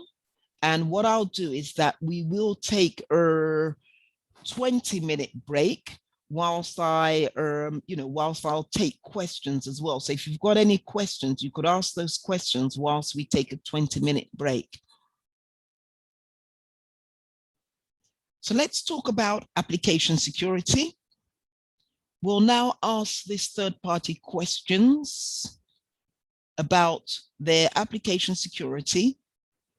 And the first one is, does the vendor ensure that if the application integrates with portable or mobile devices, that confidential information is encrypted when stored on these portable devices and they require password access? USB sticks in particular, how do they make sure that these USB sticks are encrypted, number one, or do they make sure that they're encrypted? And do they make sure that these require password access? Why? Because USB sticks are dangerous on the network. They're dangerous because you don't know where that USB stick has been. You don't know whether they picked up that USB stick from the floor. You don't know whether they've been given a USB stick with malware on it from an external organization. You don't know if they're going to accidentally lose that USB stick with your company's personal information on it. So I'll say a 5 here. Yes, that the company, the third party, does ensure that portable devices are only encrypted portable devices. We only allow encrypted portable devices on our network. Actually, I'll write this down instead of only encrypted USBs. USBs allowed on the network, and 98%, and USB is restricted to IT employees. So we're saying that only 2 IT employees use USB sticks, and these are encrypted for IT support work. Okay. Does the company ensure that access to confidential information across a public connection is encrypted with a secured connection and requires user authentication? So that's our VPN. 5, yep. How do we protect against our CVEs, common vulnerabilities and exposures? And there is a common CVE list out there on the internet, which provides us with details of common vulnerabilities and exposures. So does the company implement protection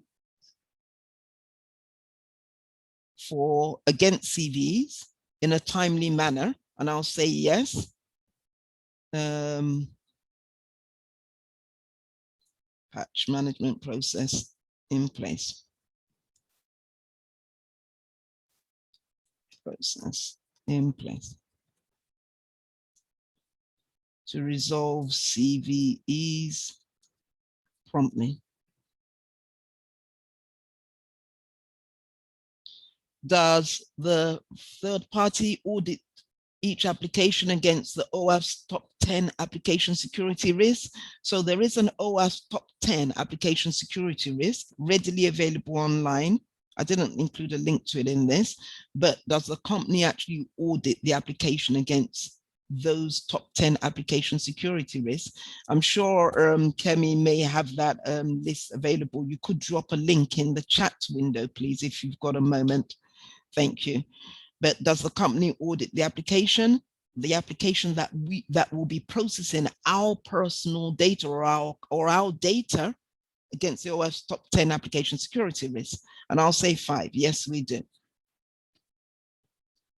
Do we ensure applications? Yes, we will say that they are kept up to date with the latest security patches, remediates critical vulnerabilities within 30 days of discovery. I could say partially, and then say within 60 days. Remediates high vulnerabilities within 60 days of discovery. I could say 2, and then I could say within 90 days.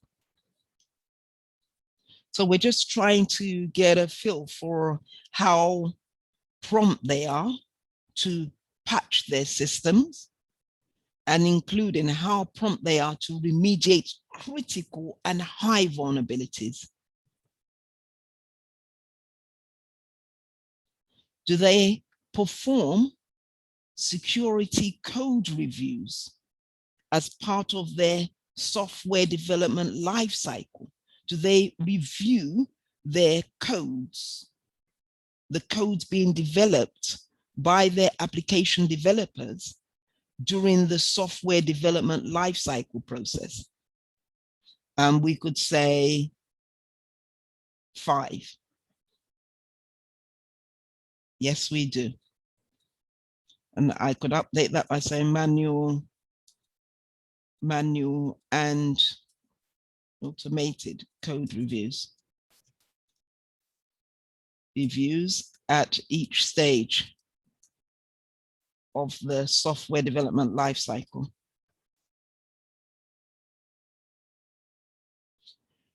Okay, now here's where we ask, are you actually ISO 27001 certified? And if so, will you provide certificates of applicable ISO 27001 certification? And I could say 0, not applicable. So I'm not ISO 27001 accredited as an organization. Next question, are we Cyber Essentials certified? Now, Cyber Essentials is a UK government accreditation, showing that we're adhering to good practice with regards to our cyber hygiene in the UK. So I could say 5, yes, we are accredited, so we can provide our certificate. And if they say that, and once you receive their certificate, which they provide with you as, say, evidence attached, certificate attached, let's say, because they can release that, because give that to customers, because you can't use that for anything. So there's nothing about a need to know basis there. So they can release their certificate. And then you could then note certificate due to expire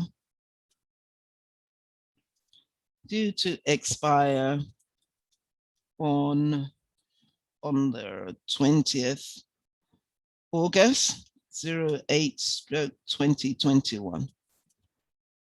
Remember, note in calendar to chase for a new certificate. Okay. Can they provide documentation of PCI DSS compliance if the vendor manages any payment card information on behalf of your company, on behalf of the ladder back down or whatever? So again, they could say 5 PCI DSS accreditation attached. Do they use industry best standard practices for application security, such as OWASP? And they could say, yes, 5. So let's take a look at how well they're getting on again in this chart. So accreditation, 50%. Let's see why they've scored so low. That can't be right. Okay, so I will fix that and I will take some questions currently, because I can see that there are some questions in the chat window.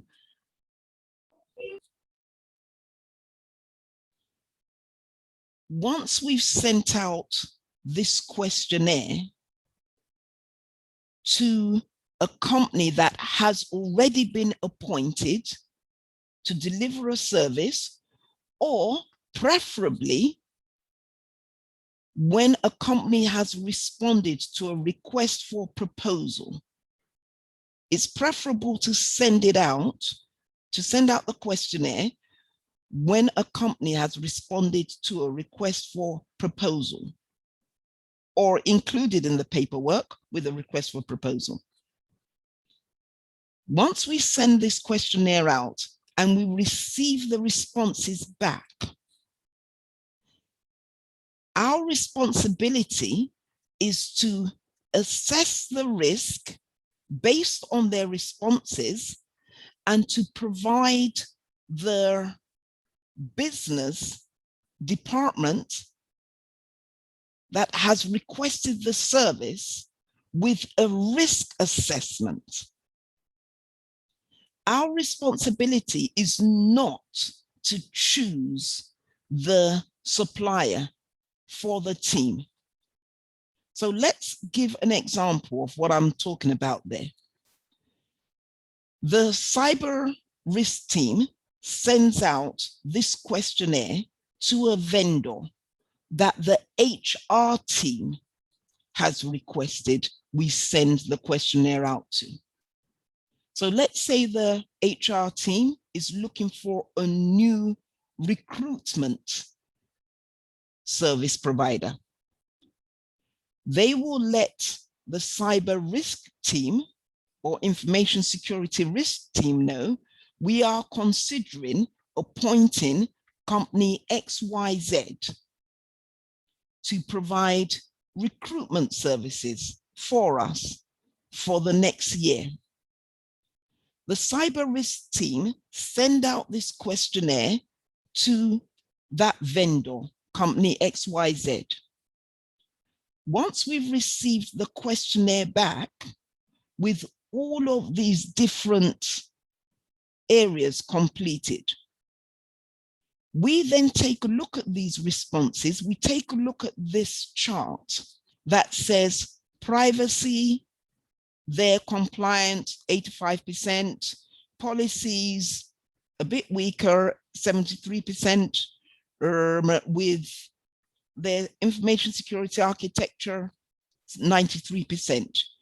We take a combined view of their risk landscape, and we will then provide to HR a report on the risk that company XYZ poses to our company. We provide them with that risk report, and then it's then up to HR to reach the ultimate decision as to whether they want to go with this company, although we will make recommendations to HR. that this company is a bit weaker in their information security policies responses. So we would recommend that the company is reviewed in a year's time. We would make recommendations to the third party as well, that we deem, our expert opinion is that you need to improve in this area. We could make recommendations to them. Some companies don't, but I tend to actually just have a discussion that in the area of policies, you have scored a bit lower than other areas, not below our tolerance levels, but this is an area that you may wish to make improvements. If below our tolerance levels, if, for example, they're scoring 20% in information security or application security and policies, then I would make recommendations to HR that we need to consider another company. However, it is up to HR to then say, I am going to accept that risk, or I'm actually going to listen to the cyber risk team and look for another company to provide the services. But the responsibility of the risk team is to assess the risk and to make recommendations to the business. However, don't be disappointed as a risk professional if the business decides to accept the risk against your recommendations, because that can happen. And we don't take that personal, because our responsibility is to assess the risk and to make recommendations to the business. So please bear that in mind. Our responsibility is not to select the vendor for the business. Our responsibility is not to say to HR, you cannot use this vendor. Our responsibility is not to say to finance, you cannot use this vendor. Our responsibility is simply to assess the risk and to make recommendations.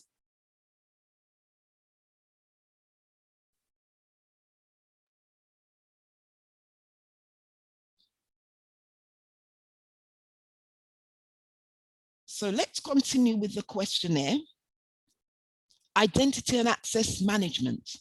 And this is another thriving area for IT and information security professionals. Does the company immediately remove or modify access when employees terminate, transfer, or change job functions? And that is so important, because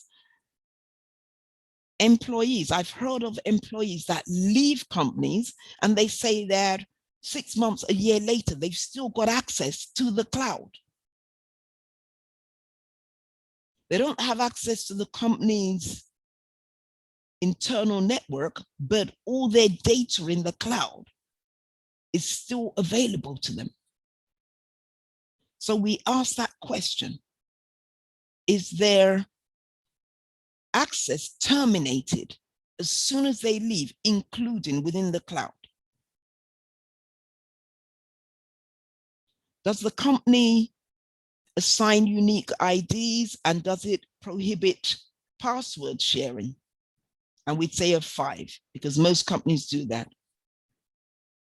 Does a company ensure that critical data and systems are accessible by at least 2 trusted and authorized individuals in order to limit having a single point of service failure where nobody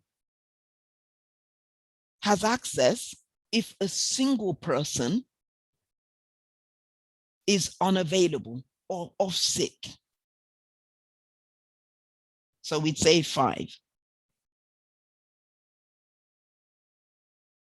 Do we ensure this is, again, principle of least privilege? And we'll say 5.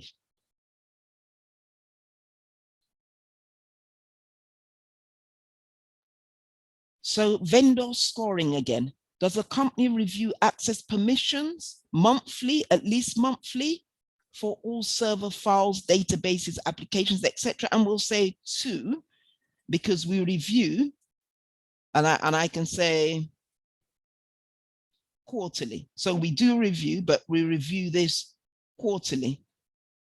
I was just going to say that, because monthly will be too much if they don't have that resource. Yeah, exactly. So I'll say quarterly there. You know, you could ask the question, do they review it quarterly? You could ask the question, do they review it, or, you know, I mean, yearly, on an annual basis? But we'll say, yes, I mean, that we review it quarterly instead. They implement event login on all servers and record as a bare minimum in their event logs who did what they did, and when they did anything on the network, on the system. So now I have a question around that. Are they going to go by the system application data audit, or are they going to use a SIM? The SIM, they would use the, yes, so they SIM. use the system incident and event monitoring management system. Okay. So it's a must-have for them to have that. Yeah, yes, not just use the, yes. Okay, thank you. Okay, do they review and analyze after hours systems access at least monthly? So I'll say 5 here, and I'll just explain that, because many companies, or most large companies that I know, will review and analyze after hours systems access and actually be alerted to that in real time, so that if someone actually accesses their systems after hours, after work hours, or when on annual leave, they immediately receive an email the next day asking them to explain why they access their system. And their line manager receives an email as well. Is this into privileged applications, if they have privileged access? No, not into privileged applications. This is simply into any application at all. Accessing the network. Wow. So if you're on leave, for example, in many organizations that I've worked in, if you're on leave, you're not meant to access the network at all. And if you do access the network, you'll receive an email, your line manager will receive an email actually asking for why you've accessed the office whilst on leave. And then, you know, I mean, in some cases, it's because you took half a day off and you returned to the office, or you logged in to simply complete some work, but your line manager will receive an email saying that you've logged in, and then you now need to explain to your line manager, and your line manager needs to now explain to their cyber team that are monitoring.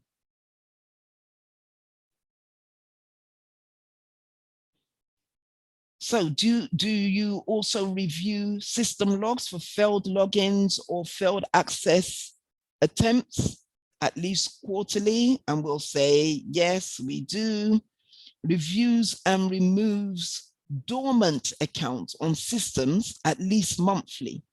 That should be done, you know, I mean, in some cases, I mean, I worked in an organization where we had 3,000 staff, and we did that on a weekly basis, where we just removed dormant accounts. That was following an audit, by the way.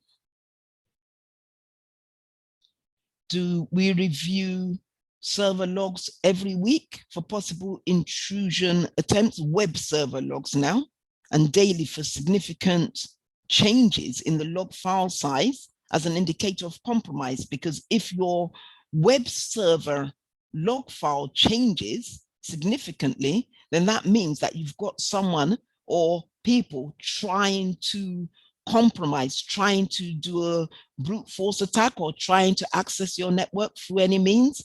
So do you review those server logs at least weekly? And some companies will say, no, we do it monthly. So let's just do that monthly there. reviews network and firewall logs at least monthly. Yes, your cyber architecture team may do that. Wireless logs. Yes, your cyber architecture team may do that. Perform scanning for rogue access points on your wireless network, where someone has set up a rogue wireless router on your network at least quarterly.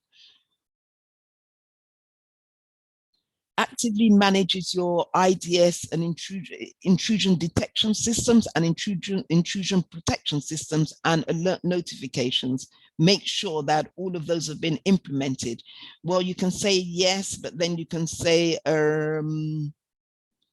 outsourced, because if I remember correctly, we said that these were outsourced. Performs vulnerability scanning at least quarterly. I would say that we do it in real-time vulnerability scanning, whereby you've got a constant vulnerability scanning tool that is running constantly on your critical systems, especially vulnerability scanning on critical systems. Performs penetration testing at least annually. Most companies will do that for their audit purposes. Checks routinely that password complexity is adhered to. 5, and you can say that configured in Active Directory. Okay, so that is your monitoring and reviews total. Then we've now got physical security. So physical security, do we control access to our secure areas? Key distribution management, physical keys and encryption keys, do we make sure that access is controlled, especially to our data centers, server rooms and all of those? Do we monitor our paper and electronic logs? So do we actually secure our paper logs? Do we secure our electronic logs? Paper logs, are they kept in a safe? Secure safe? Our electronic logs, our scenes, are they read only? Event viewer, is that configured to be read only?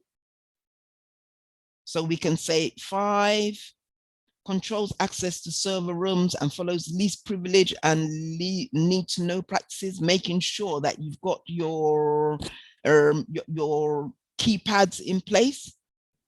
So that, okay, that's the next question. Cipher locks, making sure that we've got our restricted access, card swipe access controls, we'll say 5.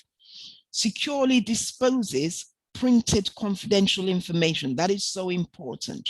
Do we have secure waste disposal bins in place? And I'd say a 5 to that. Many companies have that. Do we prohibit or encrypt confidential and sensitive information on laptops and mobile devices? Do we make sure that we have our classification tools in place where data is classified when it's been saved? And if it's classified as sensitive or confidential, then it is prohibited. They have a software that can ban the storing of such information on laptops and mobile devices, where you try to save it on a laptop or mobile device and it simply will not allow you to save it. So yes, I can say we've got software in place that prohibits that. Do we position desktops which display confidential information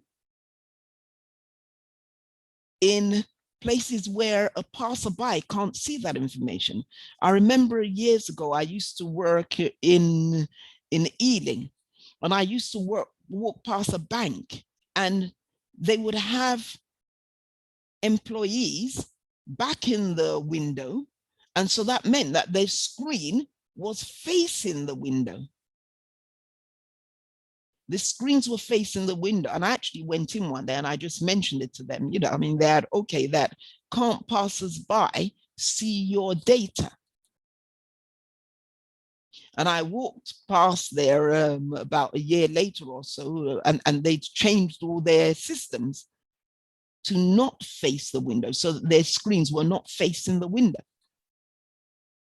So does this company position their desktops in order to protect from unauthorized viewing? Do they have screensavers as well? Do they escort all visitors in computer rooms or server areas and indeed across the office? Yes, I'll say yes.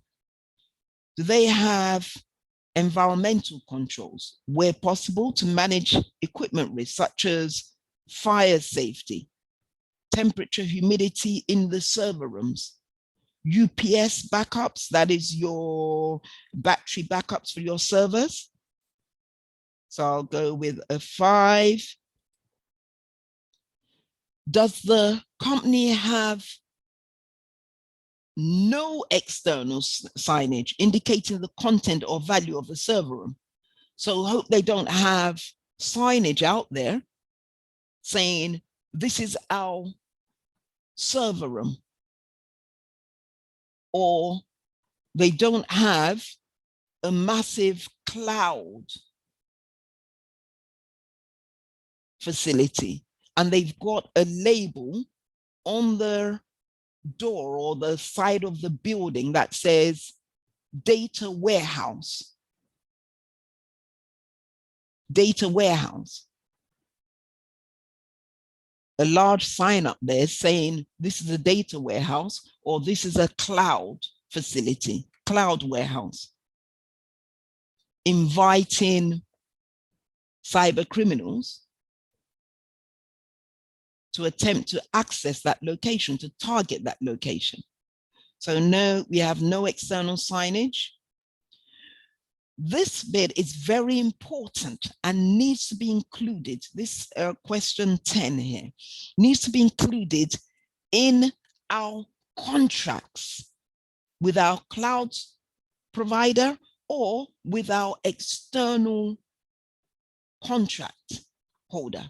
With our third parties, you need to make sure that this clause is included in the contract saying you must provide us with an export copy of all of our customer data in a mutually agreed upon format at the end of the contract.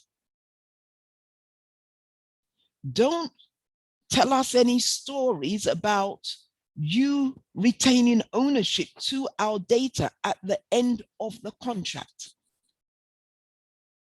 If we want to change to another cloud provider, then you need to give us an export of all of our data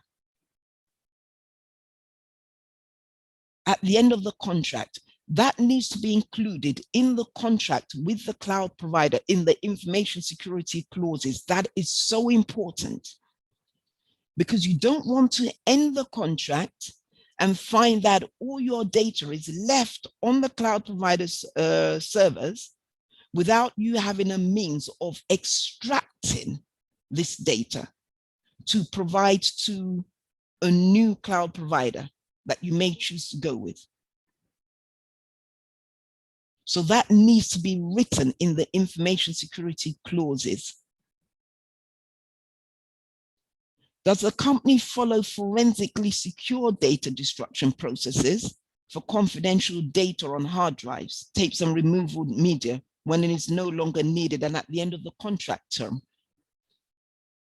Does it actually make sure that it destroys our data cleanly when it is no longer needed and at the end of the contract term? We need to remember that when we outsource our data to the cloud, when we end our contract with the cloud provider, they're not going to destroy the hard drive because they've got other tenants on that hard drive, and they will be renting out the space that you previously occupied as a tenant to another customer. So we need to make sure that we include in our contract that they will forensically destroy our data on their hard drives because they can't destroy the hard drives themselves. So they will wipe the hard drives of all our data. And we also have an obligation to make sure that our data is actually encrypted when we place it in the cloud, and that we also keep our encryption keys internally in our companies. We don't want to store the encryption keys with the data. We want to keep those encryption keys with us.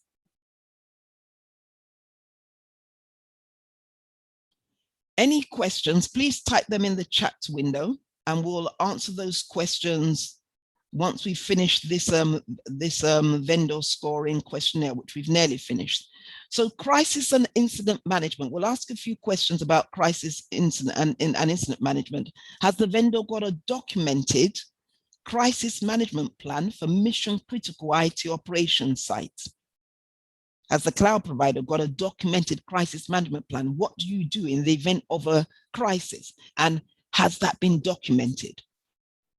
We'll say yes to that question. Does the company review and update its crisis management plan at least annually? And we'll say yes. Has it identified critical business systems that must be available within specified timeframes in case of a disaster? So with your cloud provider, with your third party, it's not all of their systems that must be available within specified timeframes in the event of an incident or disaster or crisis.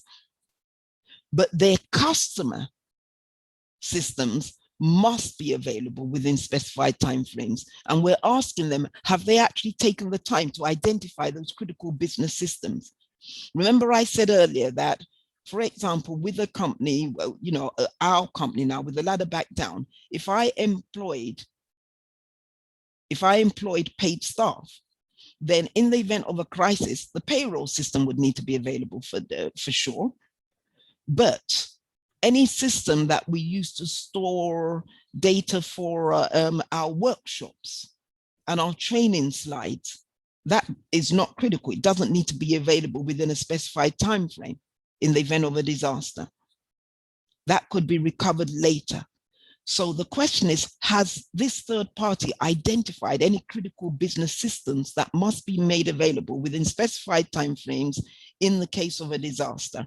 And I'll say, yes, we have. Have they identified cross-functional dependencies so as to determine how the failure in one system may negatively impact another one? So again, let's say that I am the third party. I've got employees, and I've identified that the critical system that needs to be made available very promptly in the event of a disaster is their payroll system, because I need to pay my employees.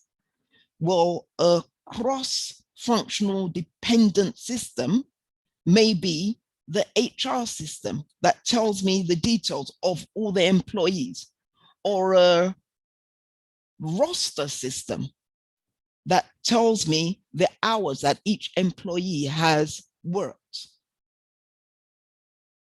So have they identified cross-functional dependencies so as to determine how the failure in one system may negatively impact another one?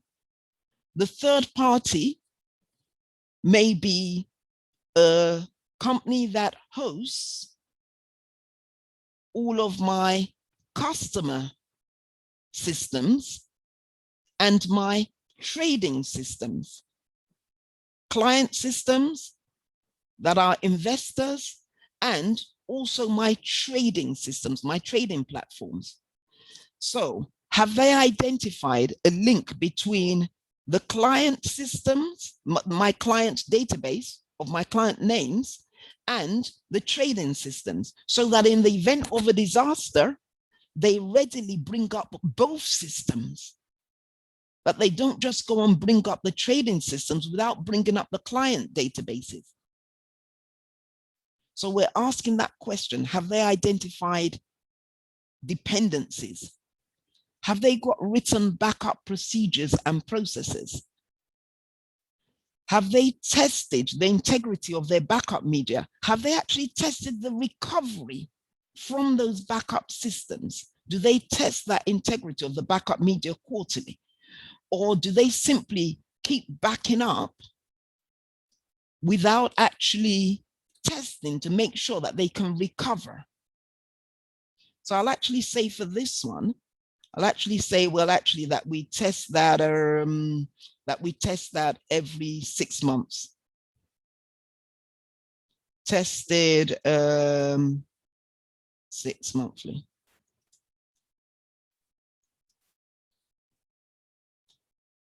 Not quarterly.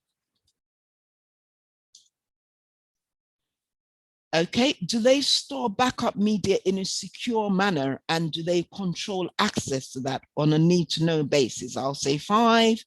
Do they maintain a documented and tested business continuity plan? That is essential. And I'll say 5 to that, and 5 to the disaster recovery plan. Now, for those of us who may have attended a previous session on IT or information security, business continuity is about ensuring that business processes and services can continue in the event of any business interruption. Maybe caused by a pandemic, caused by a terrorism incident, or any incident, whereas with disaster recovery, it's simply about recovering IT systems. So business continuity is about any interruption. Disaster recovery is about an incident or interruption to IT processing.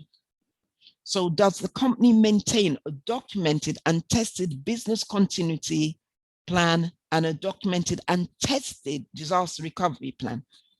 Have you tested those systems? Have you taken them down and ensured that in the event of a disaster, you can actually recover those systems?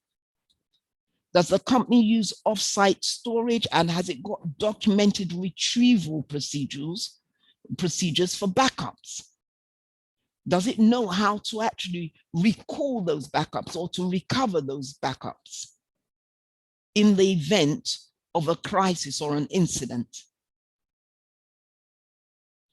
Does the company password protect and encrypt all backups? I'll say 2, and I'll say we simply password protection only. We don't encrypt the backups. Only. Does the company provide rapid access to backup data? And this question could actually be phrased a bit better, but what I'll do is that I'll say 5, and I'll say within 24 hours. Within 24 hours. And then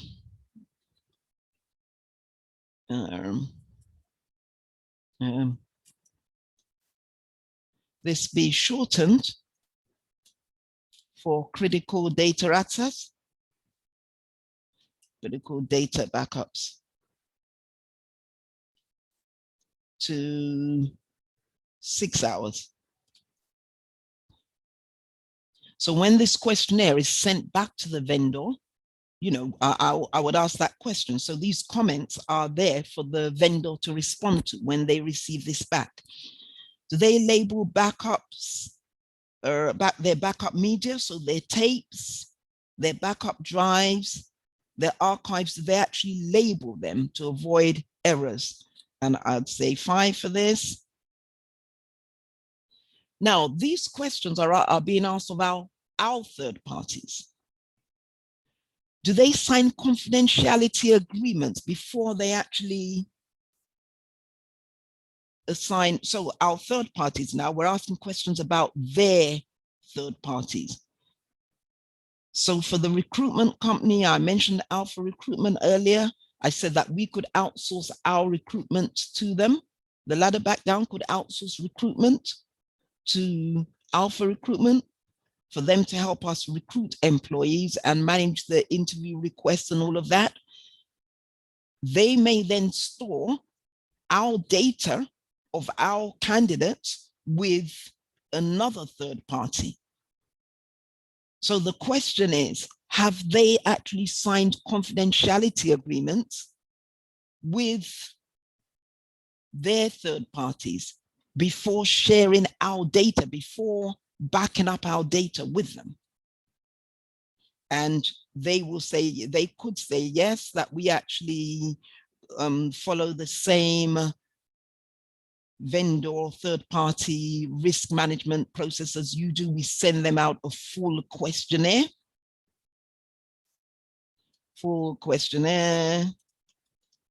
sent out to vendors before onboarding, sent out to third parties. Let me just change that term. Okay, due diligence questionnaire, sent out to third parties before onboarding. Do they also sign third-party contracts and agreements? And do they contain appropriate risk coverage for customer requirements? We could simply say 5 to that. Are there third parties and business associates aware of customer security policies and what is required of them?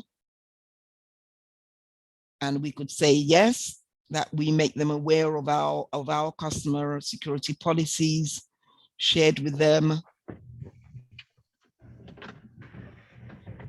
Now, do their third parties, which are our fourth parties, they actually document the agreed transfer of our data when the relationship terminates? So remember, we've already asked them the question, okay, that do they actually give us back our data when the when the agreement terminates? But we're now asking the question as to whether their third parties, if they store our data in the cloud, does their cloud provider actually document the agreed transfer of our data back to them when the relationship terminates? And we'll say a 5 to that. We'll say a 5 to that. And what I will do now is that I will mute the recording because I'd like to take some questions.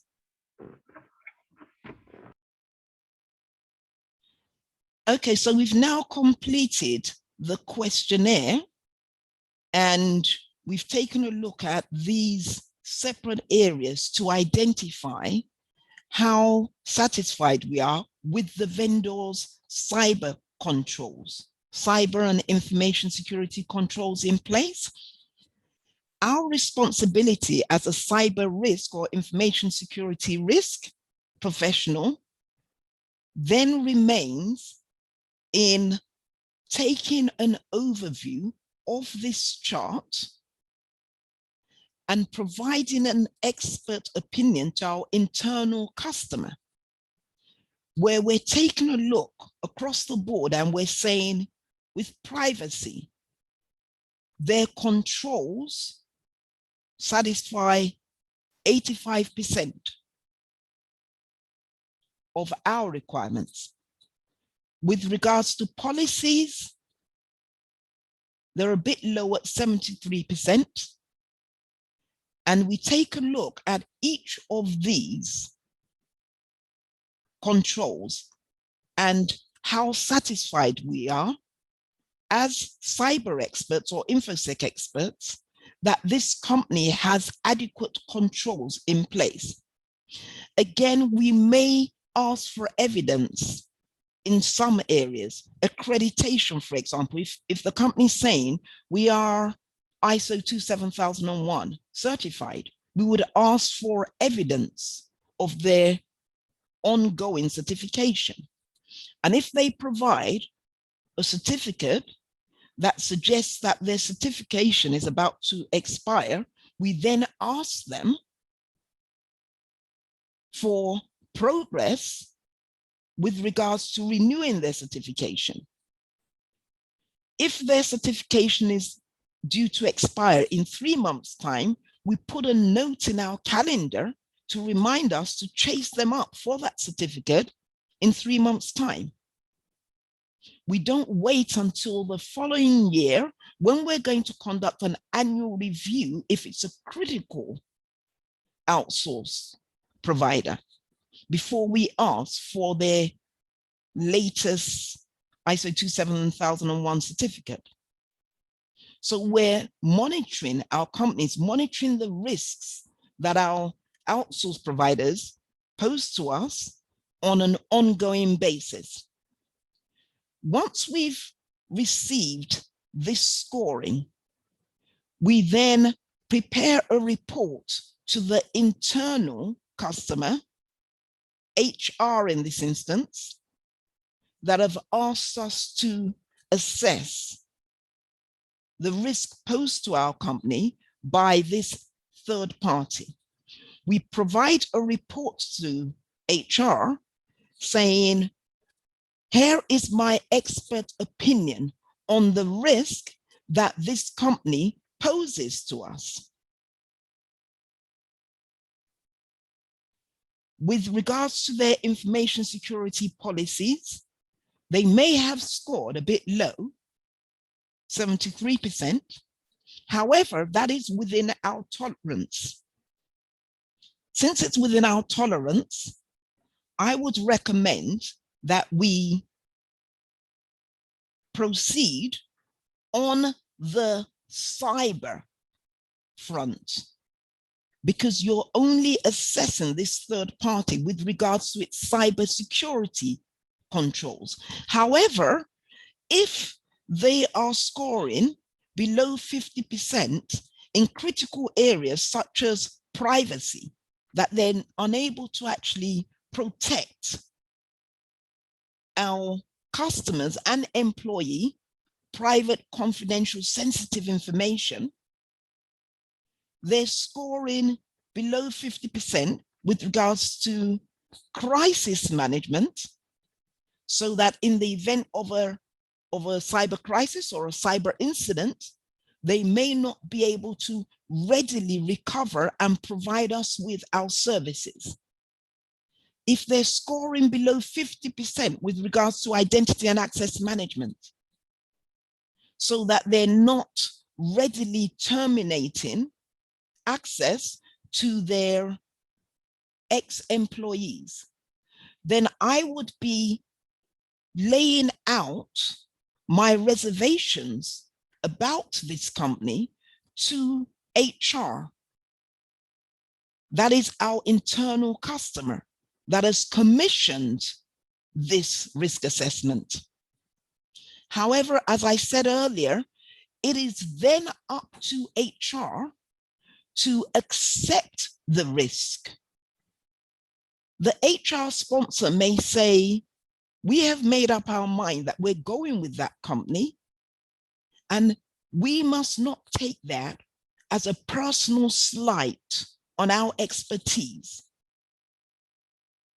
or on ourselves as an individual, because we are not the owner of the process that is being outsourced, but we do have a professional and legal obligation to assess the risk and to provide fair